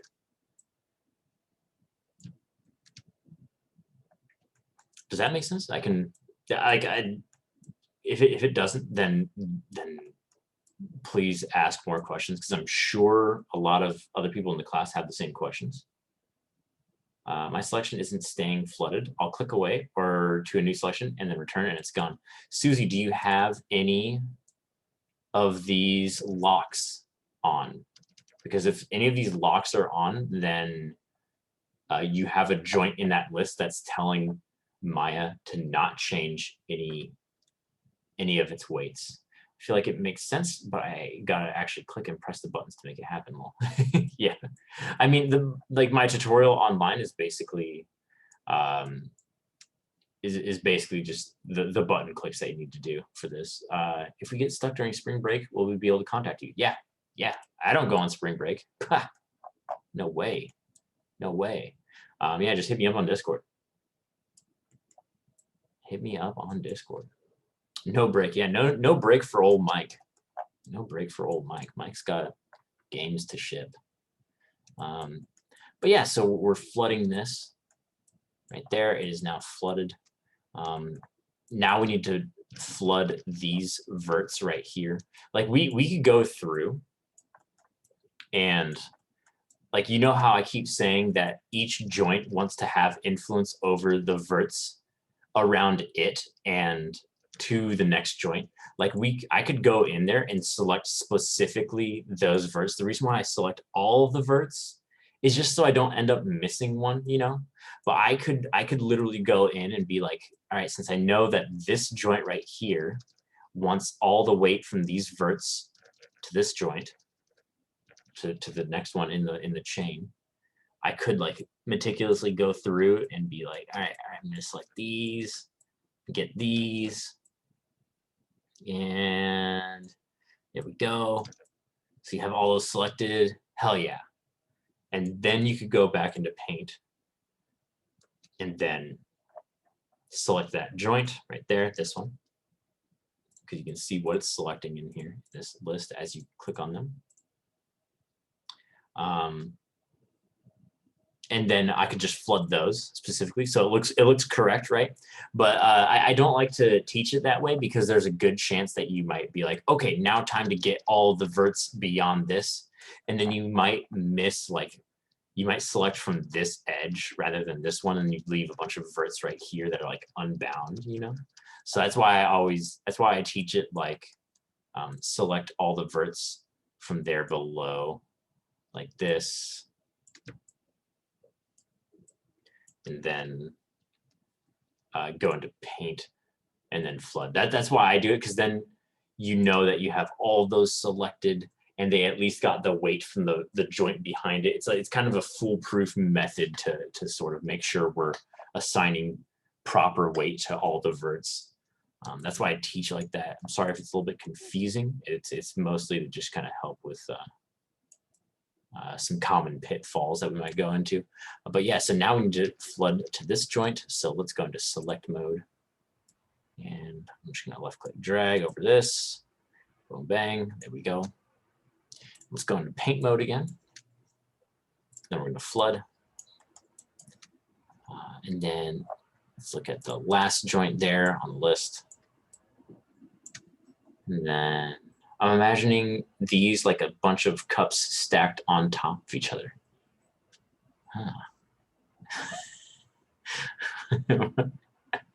Like the white you're saying is kind of like in subsequent joints, I guess. Maybe, kinda. But yeah, so I'm just like these joints. I'm gonna go into paint. And then I'm gonna go make sure I'm on the proper select joint. Looks like I am. Perfect, perfect. And then flood. So now with this, with our basic floods taken care of, you can see that this hand is definitely coming to life. It's definitely coming to life here.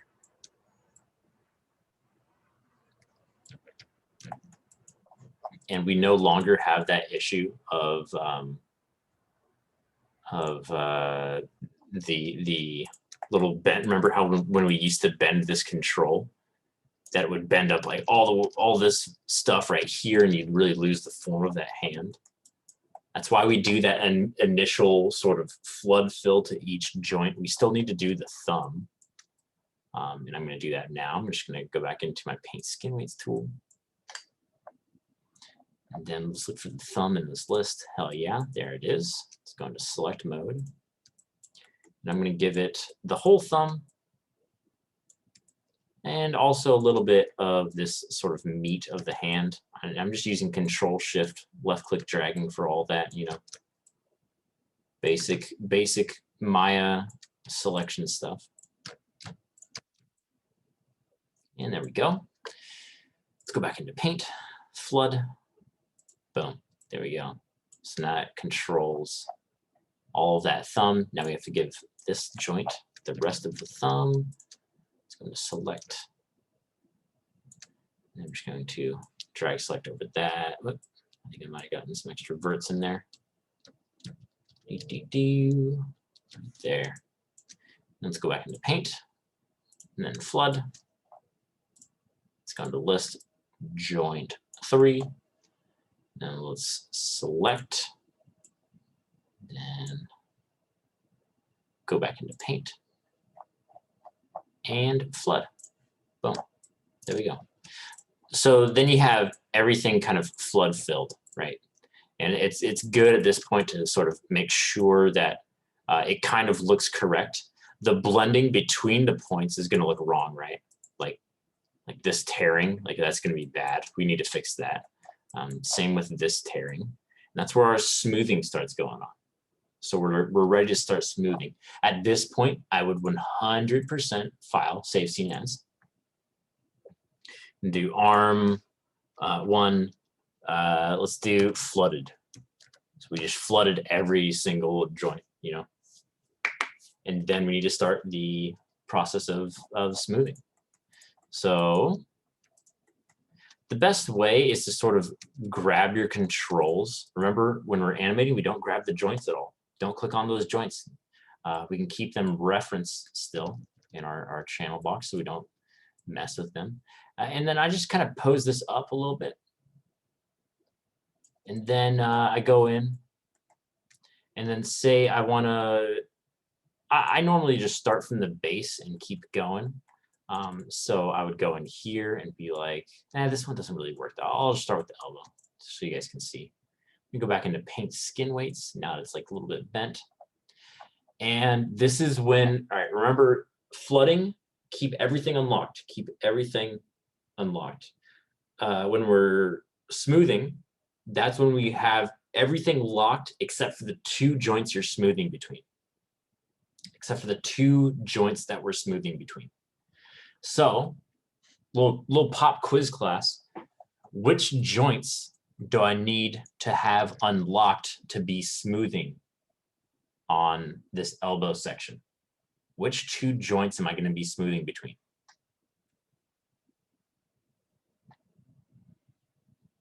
Someone just throw out. Not a The pop shoulder quiz. and the What was the second one you said, Susie? elbow. The shoulder and the elbow. Boom, bang. Susie is correct. So if we look at our weights, the two that you're smoothing between. Exactly. Yeah. Hello. Yep. So the shoulder joint and the elbow joint, right? Because they control all of the weight of this area, and we need to smooth that out a little bit to get that going. So let's go click on the shoulder joint, and let's go to smooth. And this is when we're going to use our brush, right? And you can adjust that the size of it if you want like a bigger one by holding B and left click dragging right there. So B and left click drag changes the size of that. You can also change it through this menu too with stroke, the radius right here. So that'll do the exact same thing. But yeah, and remember, if you start smoothing on something and it pops up a yellow box saying that like you cannot smooth this due to something or other, but you know that you've unlocked everything else, or you have those two joints unlocked, just go into normalize weights post, and then that should be fine. It'll just be a little bit different, but yeah. So let's go over locking. So Susie was correct with the elbow and the shoulder. So now we need to right click, lock inverse selection. Boom, we're gonna lock everything in that list, right? That way you don't have to go like, okay, let's unlock, like you can just go boom, one shot, lock everything down. So we have the elbow joint unlocked, right? That's what this little icon is, like the gray, literally a lock that's not locked. It's just completely unlocked. And then unlock the shoulder, boom, right there. And make sure you're on smooth, right? And then let's start smoothing this. There. Let me adjust my radius. I like to smooth into the black first. I've noticed when you do the white, it can bug out. See how it like snapped back to origin there. I've noticed, I think that's just a bug with Maya, honestly, because there's no logical reason for it to do that.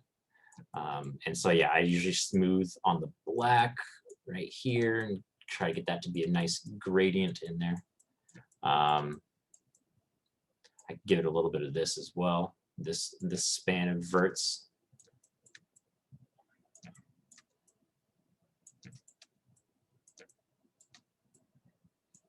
We can keep on pushing this, yeah. Yeah. Yeah. And then let's go back. So we smooth into this a lot, but this one's a little bit jagged still. So let's click on the elbow. Let's smooth into there as well. See that?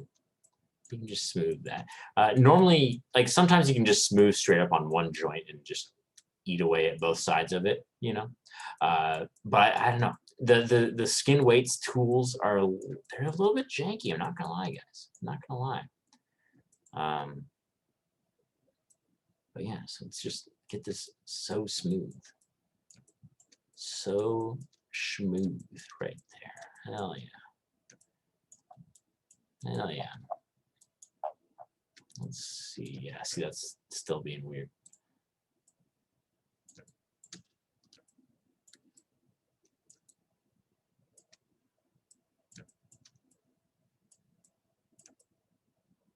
And so now we have a nice smooth fall off there, right? And then it's gonna bend nicely then. No harsh fall, like no harsh just shearing right there. Just gonna be nice and clean. And the reason for that is that, like, if you just look at those values, the paint skin weights tool, the shoulder has a little bit of control over these verts, right? It has a little bit of gray. It's not completely black. Black means that the shoulder joint has no control over that. But the elbow also has a little bit of control of this stuff. So they're both kind of just sharing the weights of each of those verts. And they're just kind of doing a nice little fall off there. And it's going to give us a really good effect there. So now we need to do the same for the wrist area right here. And now so we're going to have the elbow unlocked. Make sure you lock the shoulder. Remember, when you're smoothing, only have the two joints you're smoothing between unlocked. Only have those. And then let's go to wrist joint, boom, right there, and unlock that. And so now this one's a little bit annoying because like it's a little bit too pinched already, so you might have to just pull this out. That's also why I like to set a key on the controller, so I can just drag on the timeline instead of doing this. Yeah, I'll show you guys that. So like if you want to do that, I would get a key at like the default bind pose. So I'm just going to 0 those out. Boom. And I like to just click that control. Remember, we only move the controls. We don't move the joints. Press S to set a key. I'm going to drag the timeline a little bit. Let's get it into like a bad spot right there. Hell yeah. Perfect.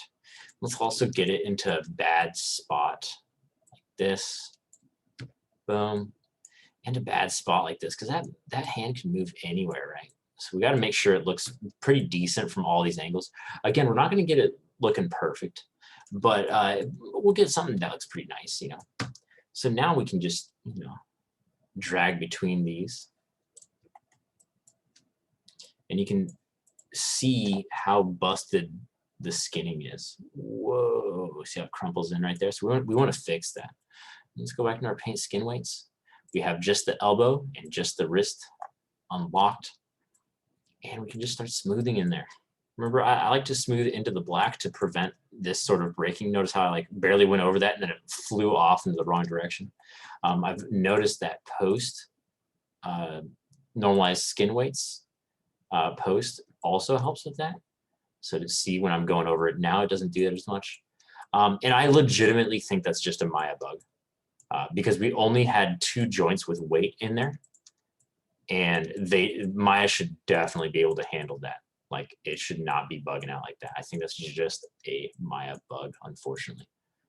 But I'm smoothing out a bunch of this stuff. Smoothing out a bunch of it. And remember, I only have these two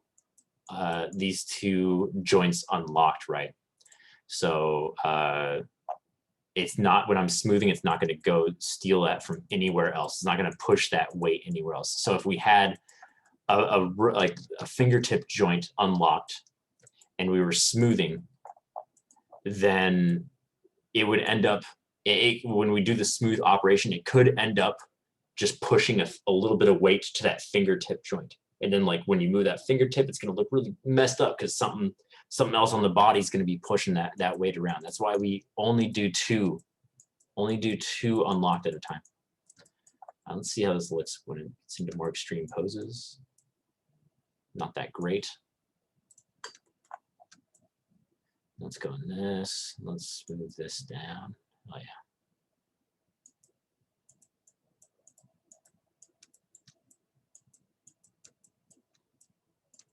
Very nice. Very nice. Let's get all that smoothed. And we can just switch back to interactive to see what that looks like. Because sometimes in post it's going to look not as correct. But yeah, now we can see this nice gradient developing here.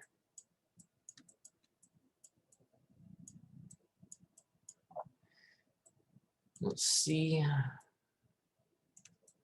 It's looking pretty good. We could do a little bit more. Do a little bit more.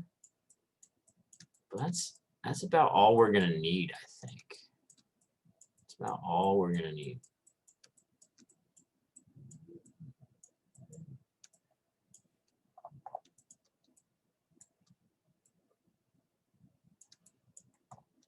I might be down to give this a little bit of smoothing as well.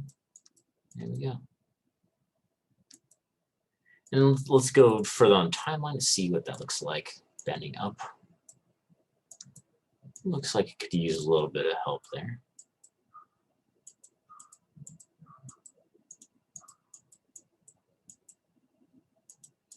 So we're all about just whenever this arm is bending around, we're trying to just get it to look nice. We don't want a bunch of like pinching on all these different verts, you know.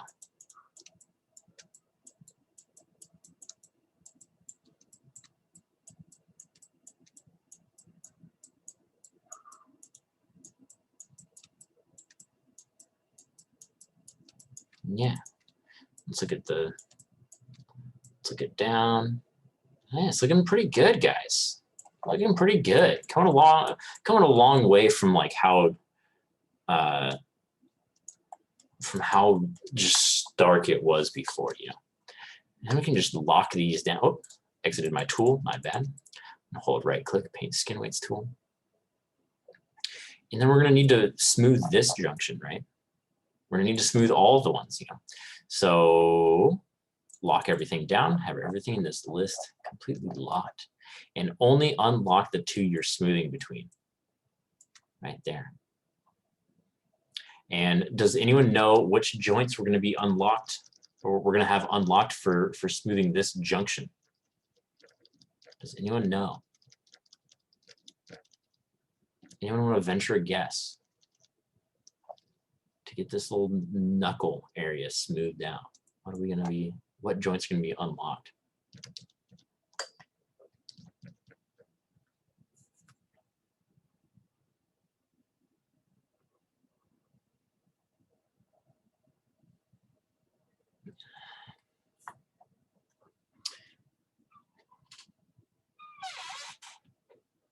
Susie, you're banned from answering because you know too well the answer already.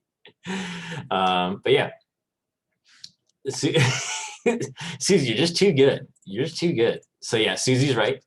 The wrist and the finger joint, right? Because we're trying to smooth this area out. There's no hand joint, is there? That is the wrist joint, basically, right? Because if you look at the list, the wrist joint is the hand joint. Yeah, pretty much. So if you go through your list, you can even use the up and down arrows to be like, where are my weights? So if you're like really lost, but yeah, so you can see that when you click on the wrist, it has complete control over this stuff, right? The wrist bone is connected to the hand verts. Yes. Because I guess mostly because you wouldn't say hand bone in real life, you know, my hand bone. Like that's like your wrist joint, you know. So that's why it's called that, you know. But yeah, so that's controlling all these verts, right? So now we know to smooth out these, we need to unlock this one and this one, all the ones that control this stuff right here. And then we can start schmoothing. Let's get a little bit smooth. Actually, first, my bad, guys. I want to bend this control a little bit. Whoop, right there. Perfect. And you can see how stark that shearing is.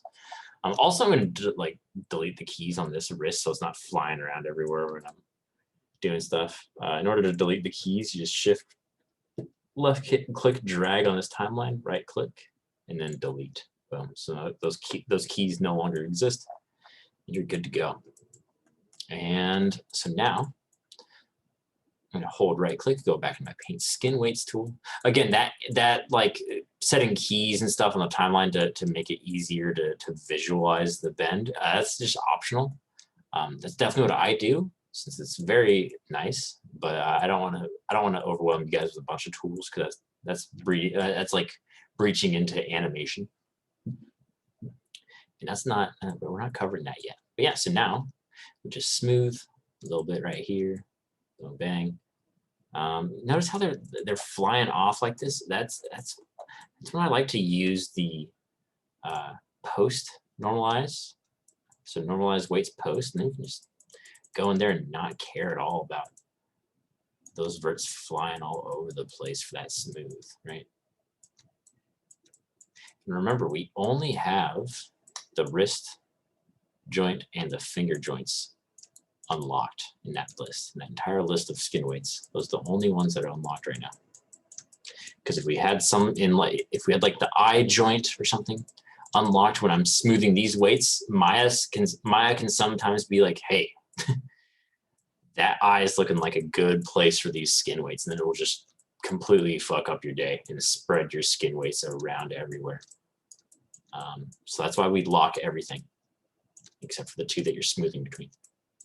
That's the reason. That's the reason. Try to save you some headache. There you go.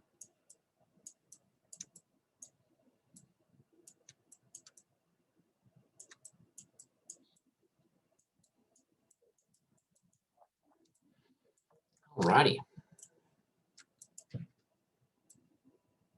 And now it's going to bend a lot better. We might use a bit more smoothing here. In fact, I will. Go back and paint skin weights. I'm going to go back from post to interactive. Well, just because I find it's more one-to-one when you're on interactive. But then, man, that bug right there where it just throws the verts everywhere. I hate that. I hate it. Makes it really annoying to teach as well when it does that, because it's inconsistent. And I want you guys to see consistent results when you do stuff with this skin weight shit. But yeah, we're just smoothing this. 2 pickup, but it's verts. Oh my god, yes. Yes, that's the perfect way to describe skinning. Perfect way to describe it.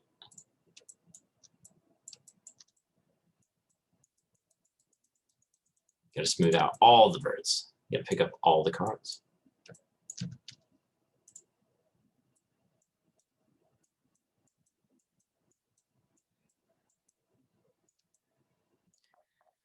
Yeah, it's looking pretty good. Let's see what it looks like bending down. It's looking pretty good too. Hell yeah. How do you make smooth radius smaller? Hold B and left click drag left and right. And that'll do it. Alternatively, it also shows up in your stroke menu in this little tool palette, in this little tool settings window. Click stroke, and then it's this radius U. So it's like kind of medium size right now, but if I drag this up, whoop, it's gigantic. It's so big that it's like stretching off the screen even. Yeah. But I like holding B and left click. Is there a way to unsmooth? Is there a way to unsmooth, aka erase? Kind of. So if you have two, I wonder if I could set up a scenario for that. Basically, you're going to use a different operation, right? It would be add. Add is the one that you're looking for. So say I smoothed too much onto this knuckle, right? Like I didn't want this knuckle to move that much with this finger, right? So as this finger's rotating, the finger's kind of controlling too much, right? See how that surface is like bending inward because this finger's bending up and it's pushing those verts back down. What we can do is go to Paint Skin Weights tool and go to add, right? And then we're gonna go click on the first, we're gonna click on arm wrist joint, right? Because if we only have these two unlocked, right, in our entire list, these are the only two unlocked joints. And if we add onto this one, it's essentially taking away from that finger joint, because that's the only other joint that has influence on those vertices. It's the only other one in the list. So if I go on add on wrist, and then when I'm adding, weight, I usually crank down my value a lot, like a lot. And so now if I drag over this, boom, see that? See how it's stealing control away from that finger. That's what add is doing right there.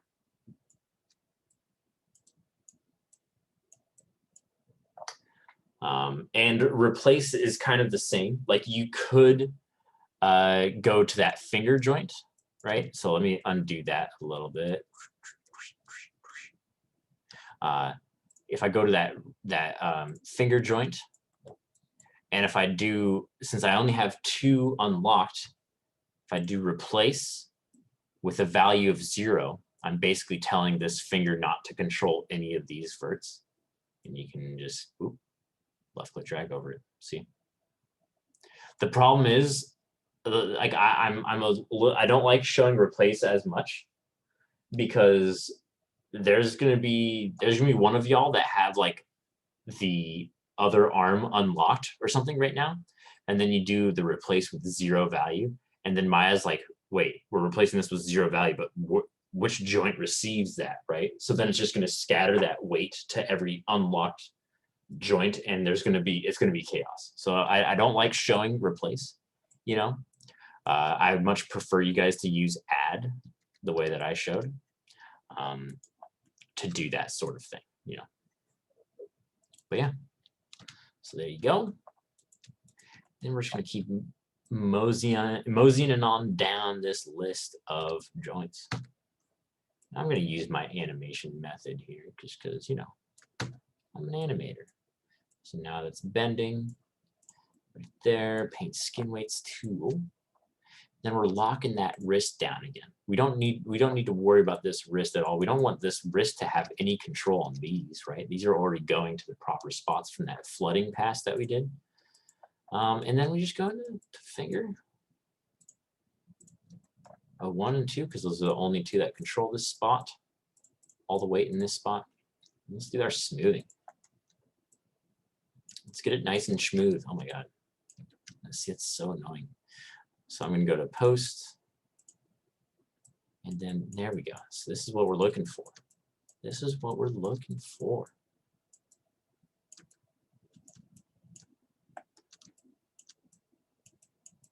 Perfect.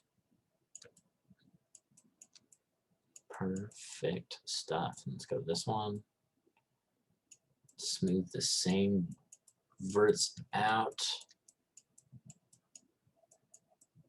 And hell yeah.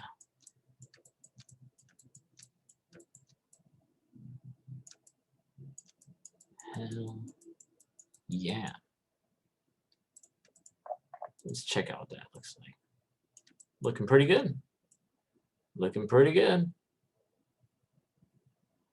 Again, it's not perfect, right? Because like in real life, when you bend your finger, you have a bunch of stuff underneath that surface that's keeping that like bulging out, you know. And your joints are keeping that volume, you know. So there's like a little bit of volume loss when it bends, but like that's the best we're gonna get, you know, without doing like crazy additional stuff on this rig, you know. But yeah. So there we go. I'm going to delete my keys because I put those on there. That's what these little red boys are on the timeline. Boop. There we go. I'm also going to make sure it's zeroed out in rotation. I'm going to do the same thing for this. Wow. Paint skin weights tool. Unlock the proper ones. You know, it's this one and this one in the list, so just have those 2 unlocked right next to each other, and smooth. I'm gonna smooth it out.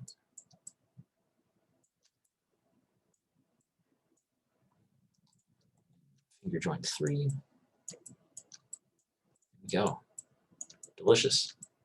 Delicious smoothing. When you get to a stopping point, my flood fills aren't hitting every vert, I think. is there a way I can make sure I'm selecting every vert in an area before flooding it? Ah, okay. Yeah, I'll hop into that. I also think, I think Tammy had a question earlier as well. So I'll do that one first. I think I'm just gonna finish up this finger, and I like basically that's the same. It's the same workflow for everything, guys, for all the rest of the fingers. And then once you have that painted up, you're ready to just save it out. I recommend saving a lot, like do save as constantly throughout this, because like there's a good chance that you're gonna mess something up and you'll be like, I need that emergency file that I just had nicely done. So yeah, so go through every single joint, smooth it out, and then once it deforms nicely, when you're moving around, send it over to me via Dropbox. There's like the rigging folder, and you can just put that in there. And then when I get it on my side, I basically open up all of the arms and stuff, and then I just like move them around, make sure that they're bending properly, and that's how I grade you guys on this one. But yeah, so Tammy wanted to share screen earlier. I think, yeah, decent amount earlier. Sorry, Tammy, I just had to give the that whole presentation. So can you see it? Yeah, let me stop my share. There we go. All right. Yeah. Here, Mhm. when I did the fingers, I accidentally have the vertex selected and then have this part. That part just it didn't flood. Yeah, how can I make it flood? Okay, so let's do me a favor and scroll up through your list there of all the joints on like the little tool thing. I want to make sure everything is unlocked. And scroll all the way to the top. Yep, yeah. And scroll all the way to the bottom. Yeah, that's it. Okay, yeah, everything's unlocked. All right, so then go back into the fastest way would just to be paint to paint this, you know. So go into select mode. So click the little boom bang. All right, there you go. And then hold right click. And then go into object mode in there. And that thing that pops up. And then go back into paint mode. So now we have the whole object selected. And then make a smaller brush. Holding B and left click dragging in the viewport is the fastest way to see it. Yeah, and then left click drag. So make a smaller one. And there you go. And then you should be able to just left click drag over that. Oh, okay. Yeah. There you go. Thank you. Nice. No problem. Let's see. Now back to back to adjunct Professor Dirtworm. When you get a starting point with flood fills aren't hitting every vert. Also some of my bones are rainbow and some are purple. Okay, yeah. So can I share my screen? yeah, that'd be wonderfully helpful. Yeah.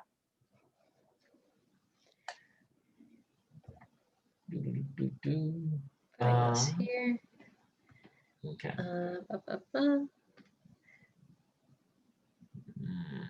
Right, I gotta have.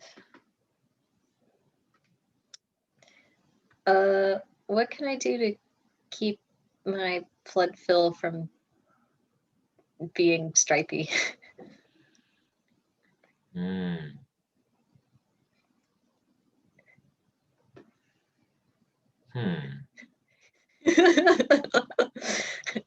Encouraging. I'm curious as to how this happened in the first place. I have an idea. Do me a favor, press like W just to get out of the paint skin waste tool, and go to one of those controls on like the fingers and start rotating that around. Like also, how come this finger is rainbow and the other ones are purple? I think I know why. I think those ones aren't bound. I think the purple ones aren't bound to the skin. All right. So go into object mode. Don't go into vertex mode. And don't do that. Yeah, just go into object mode. There it is, under my hand. And press E for me.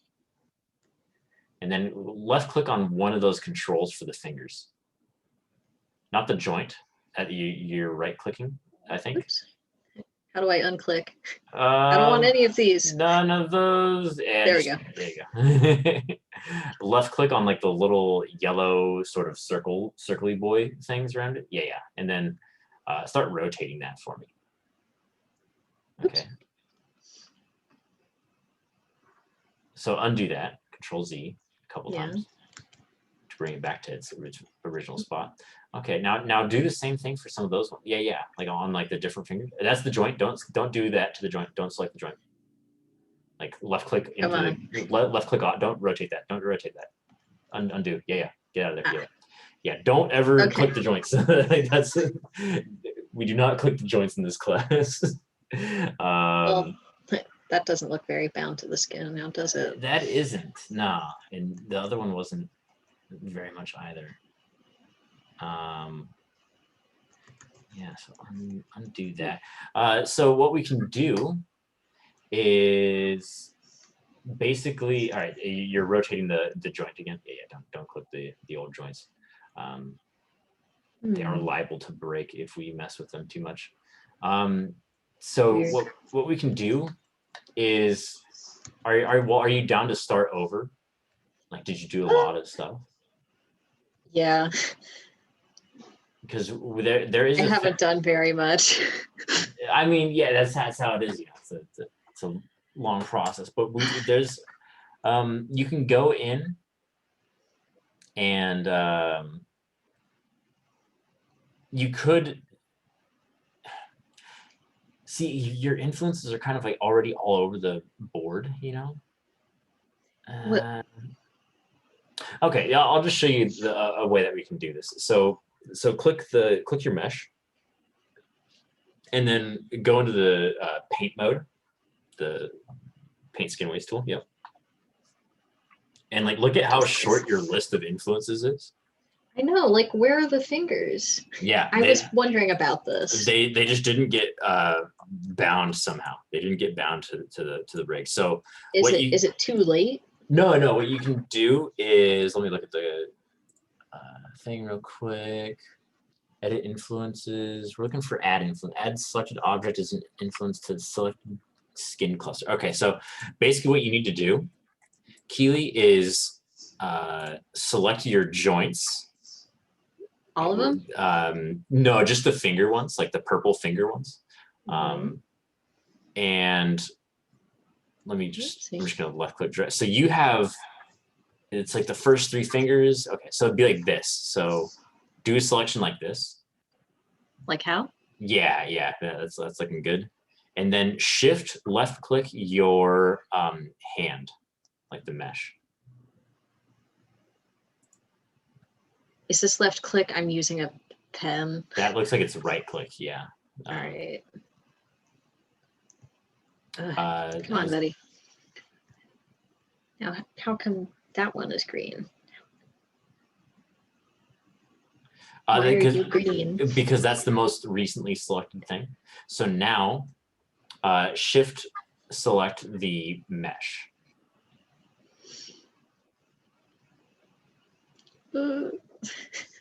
Like, I would use the Q, like press Q, and then just shift. Yeah, click down. Yeah, there you go. Wow, I did not know you could do that. And so now what you can do is go to skin. And then edit influences. Add influences. So edit influences is like third from the bottom. There we go. And then add influences. Let's do the little options there and see. Yeah, I think that's fine. And options then, where? I was just doing the tool options. So you just click the button, right? Yeah. So now click on your mesh. And then go into the paint skin weights tool. And it looks like you have a bunch of them in the list now. Nice. Fingers. Nice, nice, nice. Yeah. So now you can flood to the proper joints, because like you basically, I think you might not had all the joints selected when you first did skin bind. Yeah, possible. And then so Likely. it was like, I don't know which ones to bind to. I'll just do the ones that were only selected, and then it kind of left those ones off. That's why they were purple. So yeah. All right. So what about, oops, come on, buddy. So what about this guy? So for this, I would start. Can I just, come on. All right, so at this point, go to your channel box. It's on the right-hand side. Yeah, you can post that, and then go. It's like right above the modeling toolkit, right there. Yeah, and then see where it says joints layer. Mhm. Click that last box, the one to the right of the P, and click it again. T? Yeah, make it. Click it one more time. Yeah, there you go. So R means reference, meaning that you can't mess with the joints anymore, which is perfect because we don't want to click them anymore. It's going to be really annoying when we're selecting vertices. So it's like the lock layer. Reference is like Photoshop lock layer. Yeah. So like now it's in there in the scene. We just can't select it, which is great. We don't want to mess with those at all. And it'd be a real pain to do that, to have those unlocked and you're trying to select all the vertices around it like you just saw.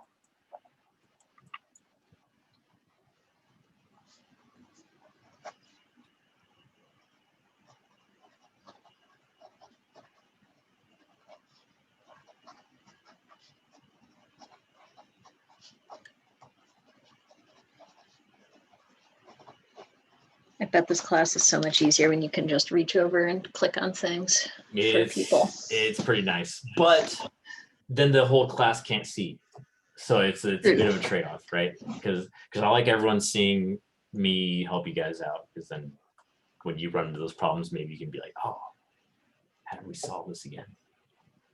But yeah. So what does the T stand for? T, oh man, what does that stand for? I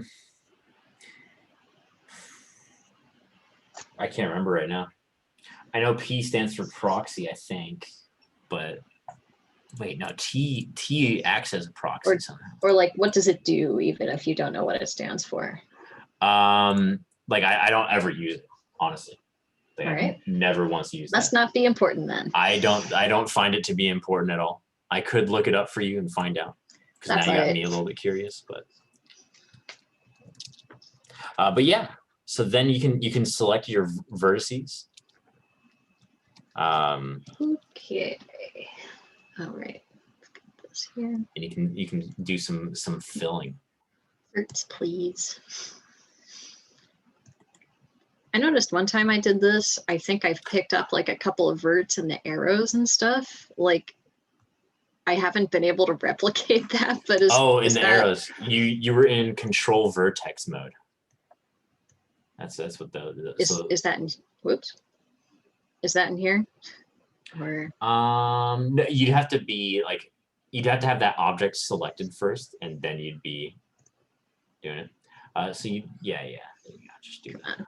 Yeah, there we go.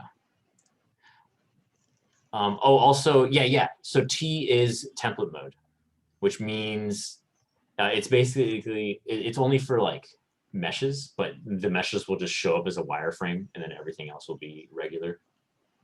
I rarely use that. But yeah.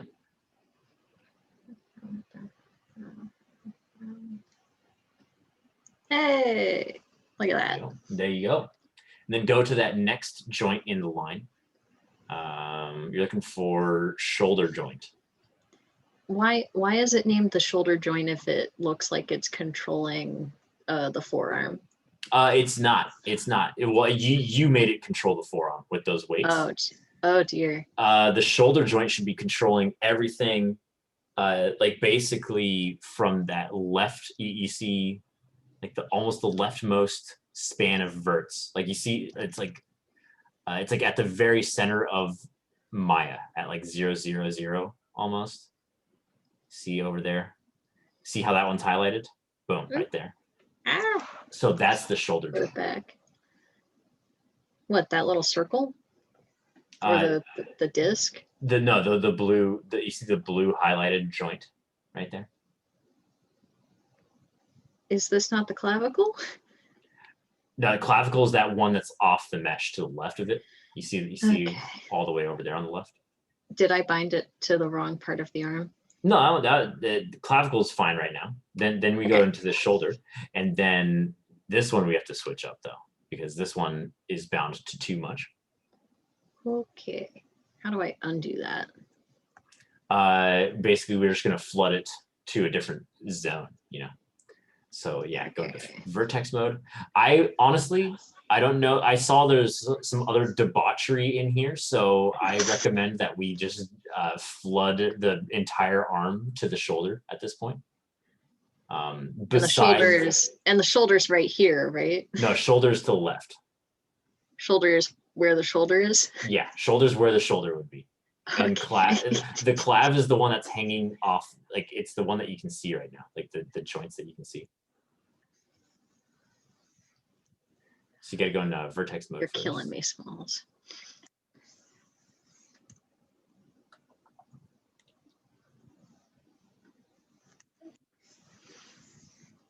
And then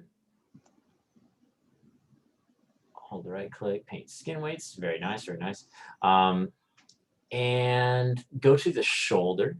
So click on the shoulder. All right, so don't pay attention to the black or the white, right? Don't pay attention to the black or white. Just look at which joints are highlighted there. Do you see the shoulder now? Is it this one? No, it's the one to the right of that. You see the one that's highlighted blue? It's like a light blue color, I think. Yeah. Is it the long one? Yeah, that one right there. That's the shoulder. You see that? Why is it called the shoulder if it's the upper arm? Because the shoulder controls everything from the shoulder to the elbow. Remember, that's where the weights want to be. So actually, could you point to me where the actual joint itself is, the shoulder joint?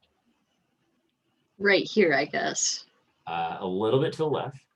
Or that one right there. That you see that little orb? That's like yeah. That's the shoulder joint.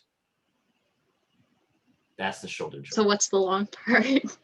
that's just telling you where it's going. Where it's going and the next joint in line. Okay. So the long part doesn't actually do anything. No, really. that's just a visualization, really. Whack. But it's useful to be like, okay, this is where my joints are, otherwise we just have a bunch of free floating little orbs, Yeah, that's worse. Look much like a skeletonettle. But yeah, so does that make sense that like that shoulder joint is going to pivot from that little orb? Yeah. So then that's what needs all the weight, because as that pivots, it's going to be controlling all the things that it has. Yeah, there you go. Did I do it? Yep. There you go. All right. And then after that, am I just going to be open? Please deselect, please.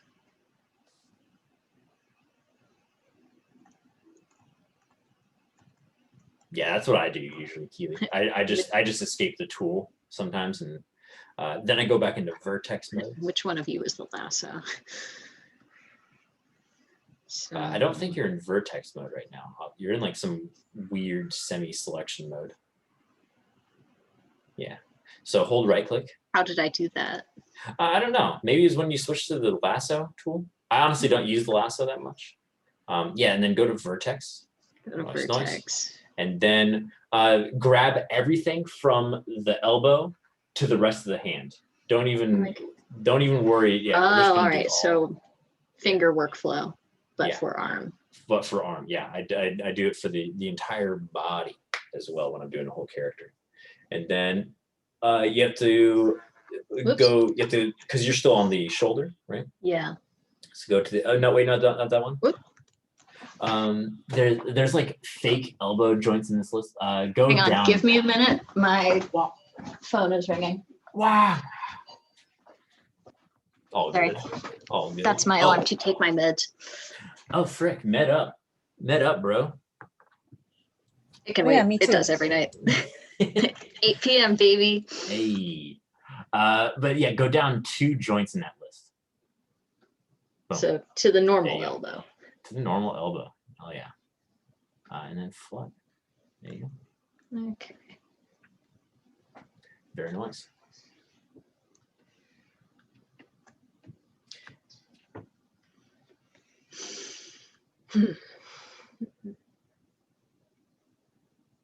Who is this?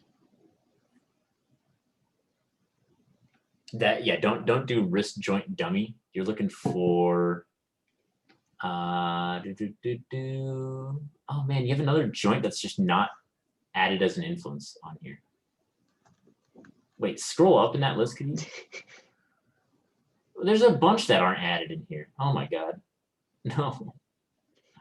No, Keely, no. Girl, help. Somebody stole my bones. Oh man. I don't think I got the right arm as everyone else.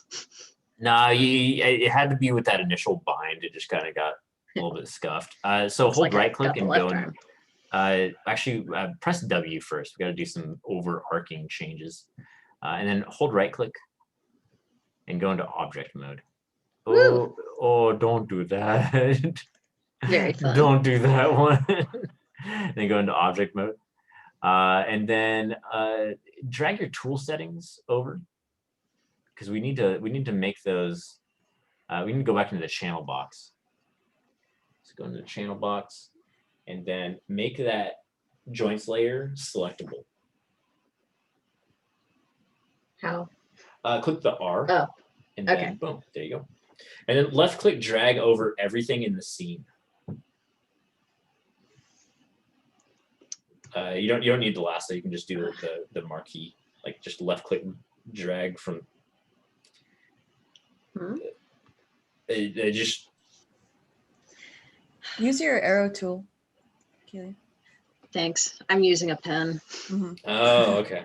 Yeah. And then left click drag so you can highlight everything. Ah, does this work? I think you need the bones as well. Yeah, you need to basically just drag like it just left click drag over the entire viewport.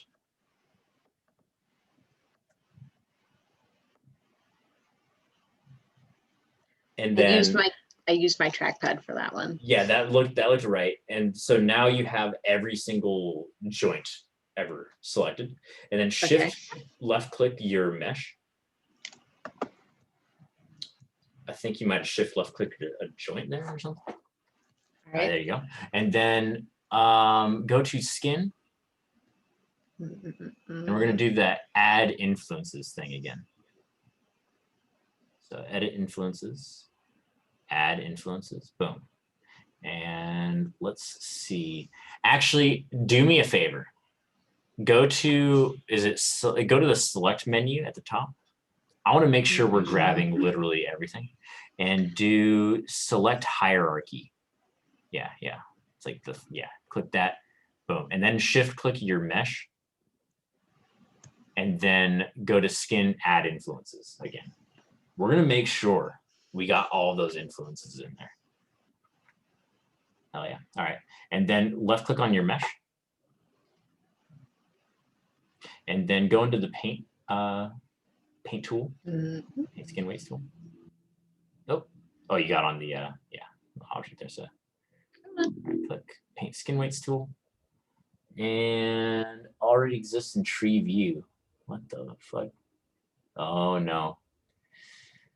Oh man. Do you just want me to download the arm again? Yeah, I really would. I really would. Also, yeah, download it again.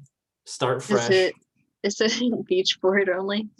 It's in Beachboard. I could also just save out, or I could just send you the other one that I have. I think I dropped it in Discord somewhere too.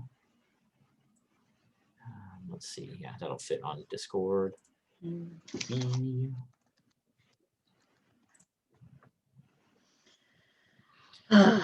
Resources. There we go. Cool, cool.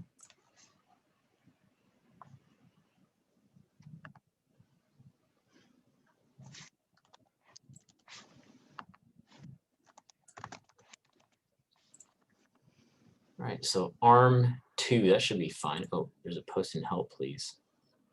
Oh man. Not sure if I did it right. It does not appear to be correct because I'm seeing some joints that are like way off the hand. But yeah, it kind of the rest the waist looks like it's in the right spot. The legs might not. I don't know. It's hard to say. Diamond, what you can do is go to display at the top and then go to animation, joint size. So it's display, animation, joint size. And then it'll give you a slider and so you can like really reduce the size of those so it's not like overwhelming.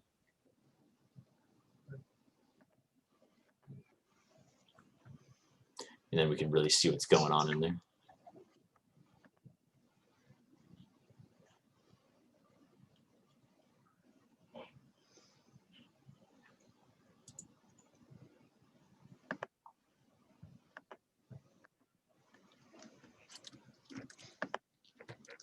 Taking up arms.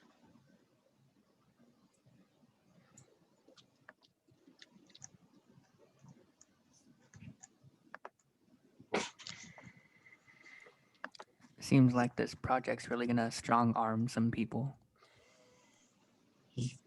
Josh, how could you do this? How could you curse us all like this? It's too much for a Thursday night, man. Oh man, I appreciate it though. But yeah, this is 100% why I give the arm as an alternate to rigging a whole human. But yeah, or a whole humanoid, I guess. You have a lot So of Mike, non-humans. What's up? if you wanted us, if we were interested in getting better at rigging, I'm not, but if we were interested in getting better at rigging, I just want to be absolutely clear. But you would probably recommend that we start with the arm, right? Because it's a much simpler, you're just dealing with one limb. Super simple. Yeah, just arm. Also, see, this is a little bit of a cheater file because it comes with the rig in there for you. Right. And then in last week's lesson, you showed us how to put the rig in. So yeah, like manually make it. So if you wanted to get better at this, I would definitely recommend investigating skeletal stuff and creating joints on your own. It's not super complex. There's just some distinct things, but yeah, it's mostly just this create joints tool. Boom, bang, and then you just kind of make them on your time or on your viewport right there. Next step, you have to orient them the correct way. Usually you can just go for skeleton oriented joints. The screen is not being shared. No! I was like, oh yeah, these sound like really great terms. Yeah, so prompt. There we go. Yes. But yeah, so mostly it's just like skeleton, create joints. And then you have the cool little clicker tool. Boom, bang, pow, bam. And then you have to, because underneath all these joints is a little orientation axis, and you have to make sure those are pointing the right way for each other. Then you go up to skeleton, orient those joints. Then you have to know how to set up a hierarchy that's similar to that one. So like look at, if you look at your outliner, you have joint 1, 2, 3, and 4 all on the line right there. And you basically you have your joint hierarchy, and then you have your control hierarchy. And the control hierarchy is everything that we see over here, all of these bad boys. And then like these are just what the animator moves around at the end of the day, you know. And that's what a TD does, a technical director or a technical artist. They are in charge of making these joints for each character and making each control that drives those. Normally the controls are NURBS primitives, the circles right here.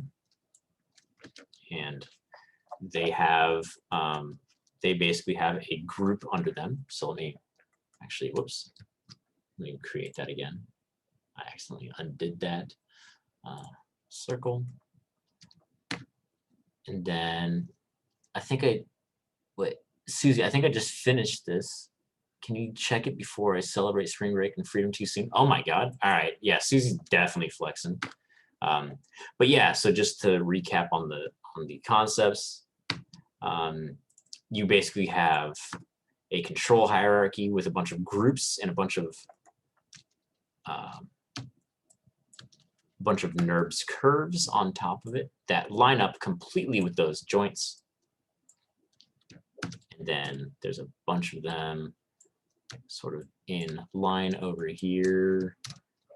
There we go. And these are all children of one another. So you can see there's a massive hierarchy here, or not really massive, but like, you know, getting sizable. Oh, I'm sorry, it's on the wrong one. There we go. So now when you rotate these, they drive each other. And then lastly, they need to drive the false alarm. It's still a little ugly. Okay. Last step is that they now need to drive the joints, which is a constraint. So you click the driver and then the driven, which is the control, and then the joint constrain, parent constrain, and then boom, driver, and then driven, constrain, parent constrain. So then you have this whole hierarchy of NURBS curves that are driving each other and also driving the joints. And then you bind those joints to your skeletal structure. And yeah, there's a bunch more than that. That's like the most basic, like, kind of reintroduction to it. But yeah, you can see how complex, like let's just look at the hierarchy for the arm itself. This was created with a modular auto rig. So it comes with a control group that has another NURBS curve in there, bunch of this, and this is when the arm actually starts.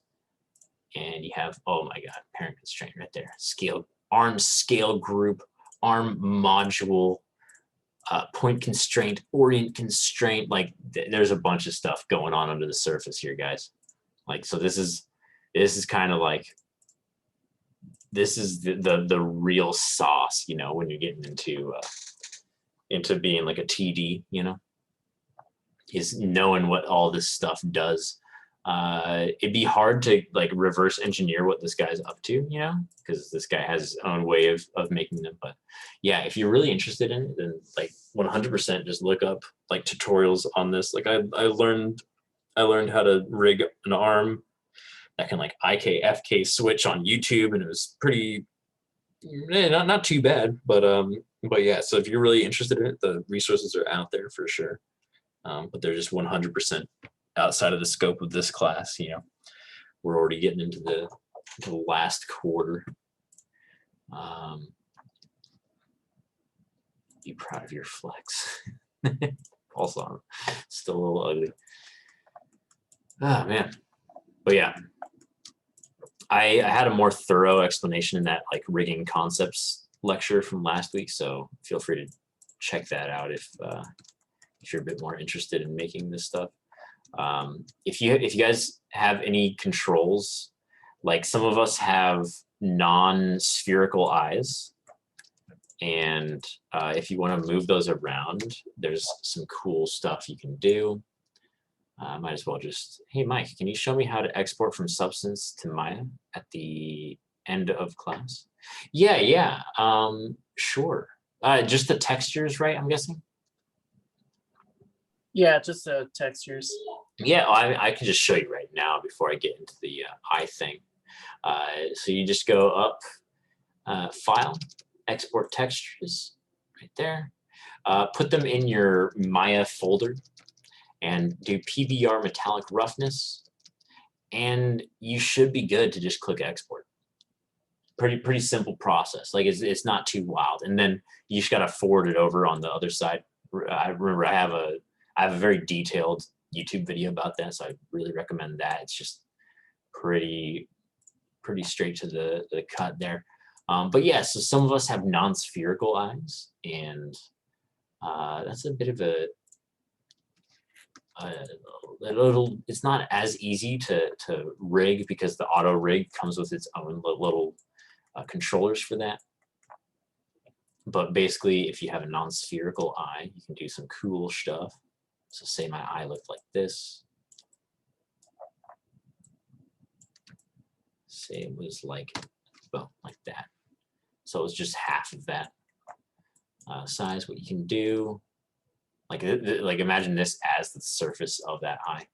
What you can do is, I'm just going to create the actual pupil now.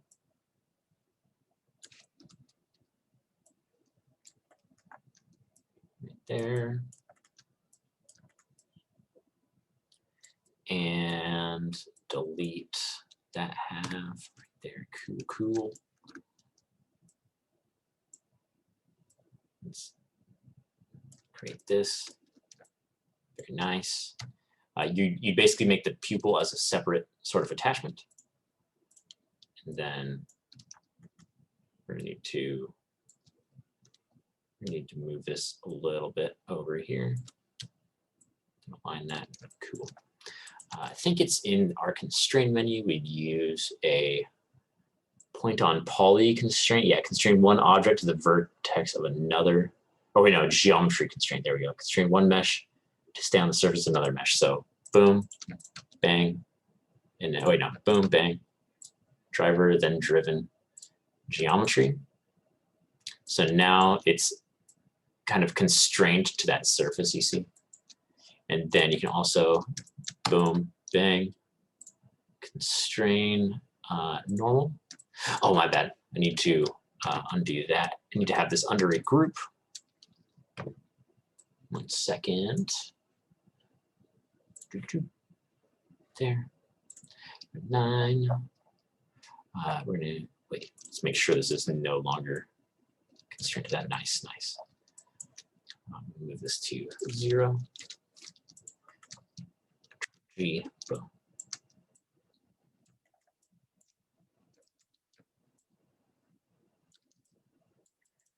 There we go.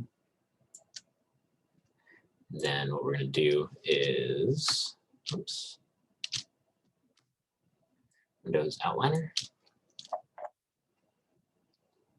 Do the sphere, driver, then driven. We're going to do that group that has the pupil under it. We're going to do a point on poly, constrain. Oh, my lord. 1 second. There we go. Nice. Constrain, point on poly. No, stop that. Stop all of that, you fiend. It's not right at all. It's not right at all. We're almost there. There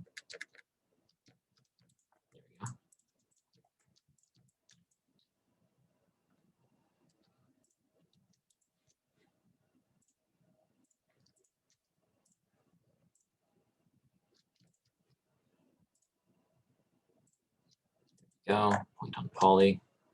So now when we move this group, it should be stuck to the surface of this. Oh my god. Well, don't worry. When we get to that section, I'll work with y'all. I had this working with Rachel yesterday, but it's not being cooperative.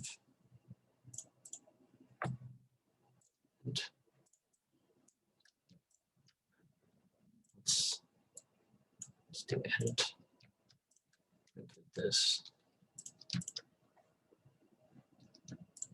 Edit, delete. Type history. Go.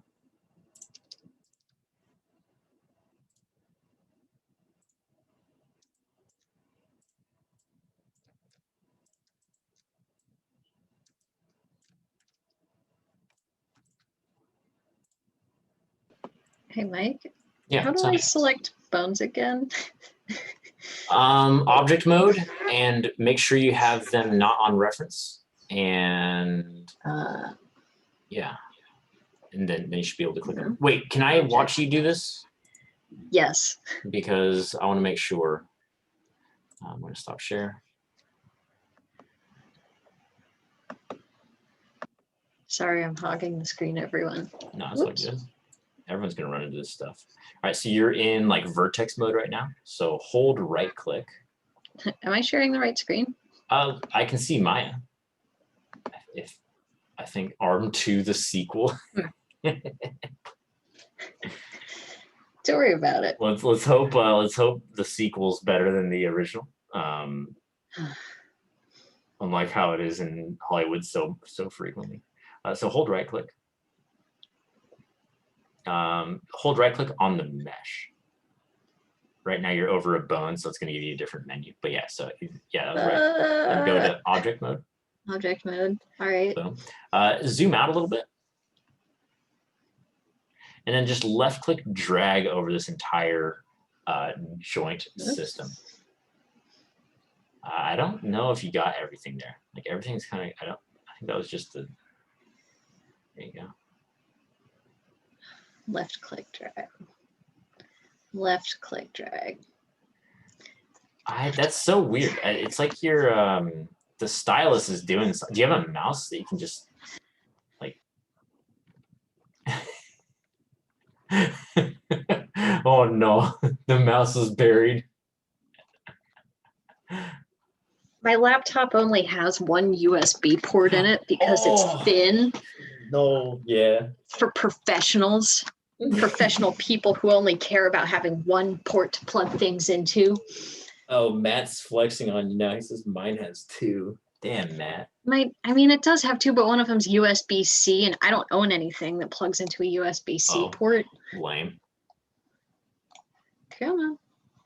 Why is that the default selection setting? That's Is so it weird. working? That's so weird. I don't think it is. Press W for me, and then try left click dragging. You should just see like a little box. I'm getting the lasso. Yeah, you're getting the lasso. Yeah. Minty. I mean, it's selecting everything, but not.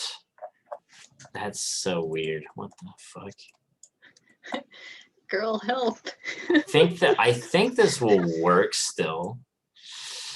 Oh wait. Let me see your channel box.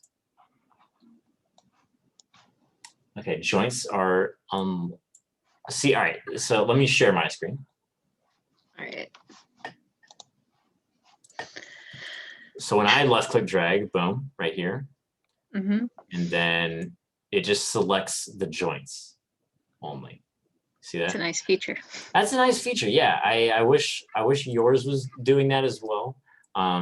Let me see. You might have some different tool settings. Go for try. All right, could you open up your tool settings right here? Yeah. And then For just which do tool? press Q, and then open up tool settings. All right. And then reset the tool. And then try left click dragging over all of it. Does it work? Does it do Click the the thing? button. It still gives me the lasso. How's this possible? I specialize in making messed up computer things. Let's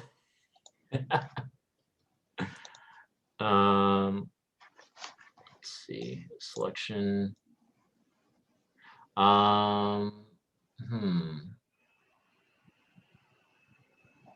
It's even set to marquee, which you'd think would Right. be the That thing would- that that'd makes be a the little squares. rectangular marquee, like yours is. Could you go to open up Windows? And then like Windows, the tab. yeah, sorry. And then settings and preferences. And then preferences. There's gonna be a big list. Under the settings, then you'll see selection. Like a little bit lower. Yeah, selection. Are there any differences in here? Always highlight. QuickBooks.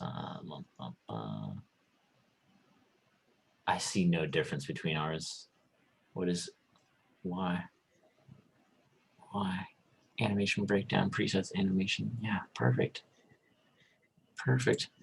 Could you go up to the edit in preferences, like at the top, like above the word categories. See where it says edit and help.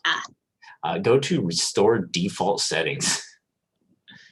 Let's go. Then close that, and then try left click dragging. No.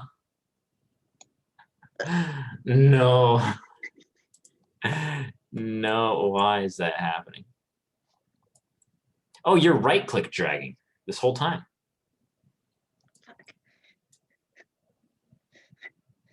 I think. No, you're right. No!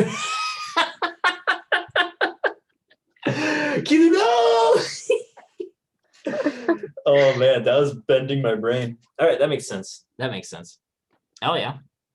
Well, we did a nice little fresh reset on the preferences, you know. Always healthy. It's like a juice cleanse, you know. But yeah, so just with all those selected in there. Then shift left click your mesh. You click the bone. Yeah. So there you go. And then shift left with mesh, and then go to skin, and then just click bind skin. Boom. And it did it that fast? What the fuck? Wait, did that work? Try moving the little hand box. See the cube that's around the hand? I plug my Cintiq back in.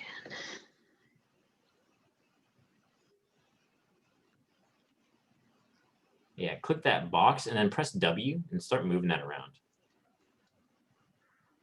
Nice. Hey. Okay. There we go. That's something.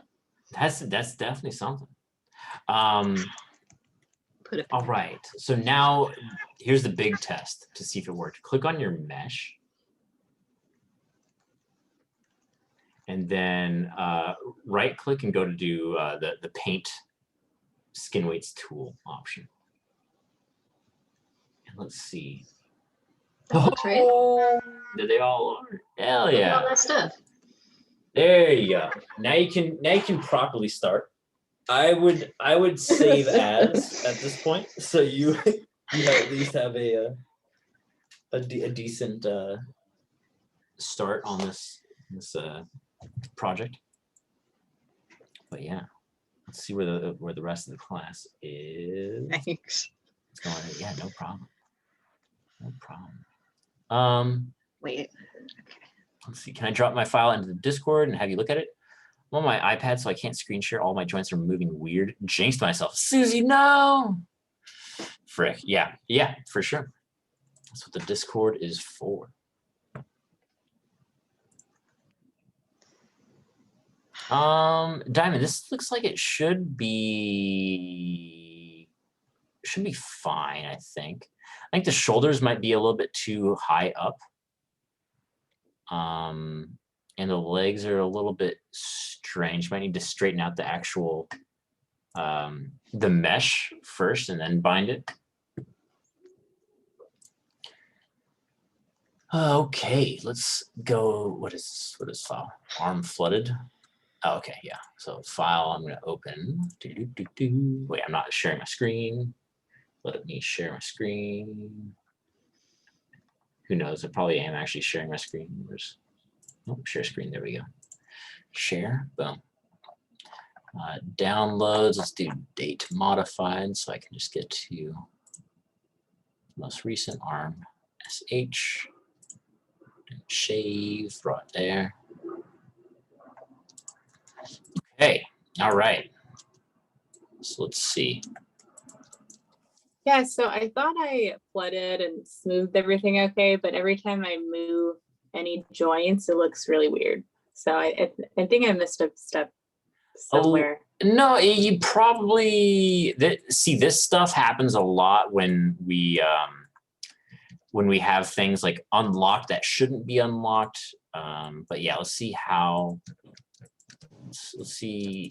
Like most of it looks pretty nice though. Most of it looks real nice. Ah, yeah. So there's some problems in there. You see that? All those. So basically, Oh, go ahead.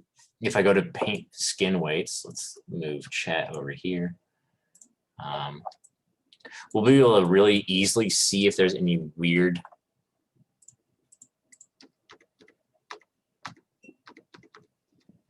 Okay, so this is wrong right here. I can see that. See how there's like a little bit of white down here on these knuckles. And I this. missed those. So on the elbow. So we could solve this a few ways. What's the most effective? I would kind of just go in to these and just kind of. So basically, we're gonna right click, lock inverse selection, right? So now we have elbow unlocked. So now these are ready to be stolen by these joints up here. So I would go into fingers. Let's look over, looking for finger 3. There we go. So this one, unlock this one. And I'm just gonna go to add. I'm gonna go value max. And I'm gonna go to interactive, normalize weights. I'm just gonna steal all those, boom. Let's click back onto the elbow. Nice. See how it's no longer right there. It's now on the finger 3. Okay, cool. So you can just steal those away for sure. And then to get this one, you just lock down that finger 3. It's unlock finger 2, right? Because this is finger 2 that we're trying to give this to. We just steal it again. Boom, bang. Simple. And let's check this. Looking pretty good. There's still a little bit there. Another useful, because like some of these tones are like super subtle, right? So what we can do instead is use color ramp. Boom. And it makes it a lot more visible, like what is controlling what in here, you know? Oh, that's really helpful. So elbow is currently controlling a lot in the wrist in general. So I'm going to also unlock the wrist. I now have 3 things unlocked, which I know is going against my rule, but wrist needs to basically 100% control this stuff in here. It's going to control pretty much all of this in here. So it's stealing away from all those. We might be able to be a bit more gradual on there. I usually use color ramp. I find it's more confusing for students starting out. But it basically, like, one is still white and black is still 0. And then you have a nice little rainbow in between. So you can see all the in-between values really nicely. But yeah, so now if we click back on elbow, boom, see how it has very little control in there? That's basically what we want. I'm going to give it more control here. Is that the reason why my elbow joint isn't moving either? Because every time I tried to do anything, it wouldn't move. The elbow joint's not moving? Yeah, like I tried to rotate it to check, and then it would just highlight it as if it were to move. Oh, weird. Now it is. So to move the elbow, you have to move this control back here, this one. Oh, okay, gotcha. It's called a pole vector. But for the elbow, I'm just checking out if it squeezes nicely like this. So when we push this in, if it squeezes nicely or not. And it looks like it does. Yeah, let's see how else I could improve this. Paint skin weights tool. Okay, so elbow still has a little bit of control on this. I don't like that. I'm going to give that to the wrist instead. Elbow still has a little bit of control in here. I don't like that at all. I'm going to give that to the wrist as well. So I'm going to lock down that finger. I'm going to lock finger 2. So elbow no longer has control there. I'm going to go to wrist and give it all this. It's not actually stealing away from those fingers because they're all locked down, but now you can see, there you go, crisp. Elbow does not have any weight in there. It only has a little bit right there. I'm going to delete that as well by giving it to the wrist. There we go. So now it's nice and clean. Now it's nice and clean. Next is just fixing this, because the wrist honestly should have total control of this stuff. I feel like some fingers or something is stealing that away. Yep, finger 01 is stealing a little bit of that. So I'm going to lock down that elbow. Now it's been nicely resolved. I'm going to go into arm, wrist, and finger. I'm going to unlock finger and all this stuff that like it shouldn't have. I'm just going to give that to the wrist. So I'm just painting over that. Let's go back here. Looks good. And needs this as well. Also, finger 1 has weight on finger 2. So I'm going to lock wrist now and resolve this. So finger 1's weight is over here. Finger 2 should have that though. So I'm unlocking finger 2. I'm giving it all of that. It's basically stealing away that finger 1 weight. I'm going to do the same with the bottom of this. Boom. There we go. Perfect. It seems as though I need to do the same for this stuff right here. So finger 1 has too much weight down here. I'm going to unlock that wrist joint again and just steal that. Boom. And I'm just using add with max value, max opacity there. There you go. So Seeing now, it in color helps a lot, actually. right? That's, yeah. I don't share it a lot because some, like I've had students that are like, this means nothing to me when they see the color, but yeah, so that's why I don't teach this way by default. But yeah, so let's look more at this. Okay, arm, wrist has way too much weight in here. So I'm gonna unlock finger 01 right here. That's now unlocked. And I'm gonna give it all the weight of that finger. I don't have to worry about these because you've already sort of smoothed those out and they're locked down. So we don't have to worry about those. Actually, let's not do that. Let's do these ones. Yeah, there we go. Let's go back to the wrist. It's looking good, looking good. I noticed finger 01 has too much weight on this fingertip joint. So I'm gonna lock the wrist and I'm gonna unlock that fingertip joint, which is this one right here. Last in the list. I'm going to give it all that weight that is there. Finger 1 has no business with that. There we go. Looking good. Finger 2. I'm going to lock that down because finger 1 has some of the weight that should belong to finger 2. So I'm going to unlock finger 2. Let me add to that right there. And boom. There you go. There you go. So that's now somewhat clean. These fingers also have, they just have some of finger 2's weight in here, which we don't want. So I'm doing that. There we go. Finger 1, what does this look like? Nice, nice. Cool, cool, cool. There we go. Oh, wait. Finger 03 has some of that weight. Give it back. Give it back. There we go. Very cool, very cool. Finger 03 probably has a little bit too much weight back there. So I'm going to lock everything down except for finger 1 and 3. Because this should, finger 3, that's this joint right here, shouldn't be controlling this stuff back here. So I'm going to go back to finger 1 and add that in there. Oops. Nice. Nice.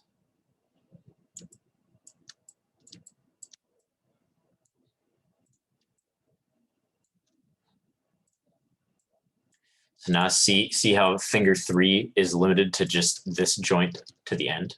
That's going to look a lot nicer. And now when you rotate, it's not going to give you a bunch of weird pushing back here when you rotate that last one. Yeah, I didn't realize how messy it was on like the other ones and such. Well, right, it's hard to see with that just black and white gradient, you know. So it's nice to have the color ramp for all that. I did see finger joint 2 has too much weight back here. Finger joint is right here, so it should only control things in front of it pretty much. So yeah, we need to give this back to finger joint 1. So I'm going to unlock just those 2 and add maximum to finger joint 1. Yeah, there we go. Let's see how it looks. Oh, it needs a little bit more. There we go. Hope needs this as well. There we go. Cool.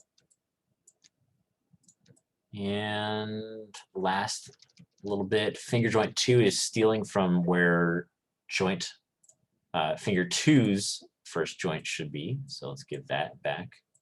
And boom, there you go. Nice clean finger. And pretty clean wrist. There's got to be some other joints that are definitely stealing this as well in there. If we click through, we'll probably see it. Oh, damn. Finger joint 2 has so much weight from everything else. Let's go. Boom, bang. Oops. Not joint 2, joint 1. So this makes sense why I wasn't moving properly. Yeah. There's a lot of little detail stuff in there. So this should probably belong to the wrist instead. So I'm going to give arm wrist joint. I'm going to unlock that. There we go. Then arm finger 2 joint. Stealing from a lot of the bottom of just, let's lock this finger 1. These should be finger 1's joints. There, give those back. Oh, whoops. You gotta be careful not to paint the wrong stuff because the brush does like to flip out and give it. There we go. Oh, we need to limit that. So I'm going to click back on there. Boom. Let's get this inside detail stuff. Very nice.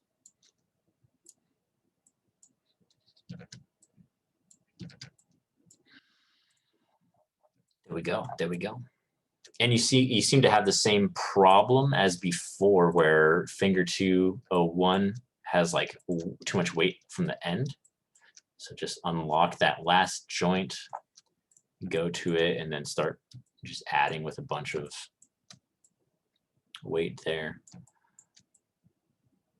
The inverse is also true. This last joint has weight from that should belong to that first joint. So let's go back into that one, paint over that. There we go. Boom. Very nice. And yeah, so you just have to go through each of these ones and do the same. Be like, oh, this weight should belong to that first joint. Let's unlock this joint and that first joint. Nothing else has anything, and you just add to it to give it back to the proper spot, you know. But yeah. Okay, sounds good. No problem. You want me to send you this file back? Yeah, that'd be awesome. So save as to assist.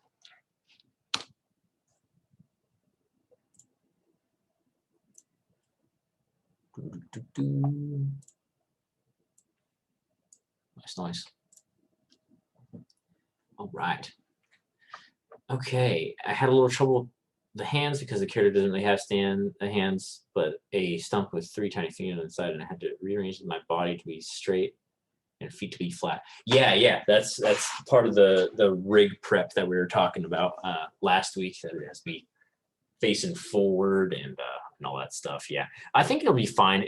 It's going to be annoying having those like free floating fingers out there, but just make sure that you don't bind any weight to those those fingers, you know, and then it should be good. All right. Yeah, I'll just be vibing for a while. Hit me up with your questions, my friends.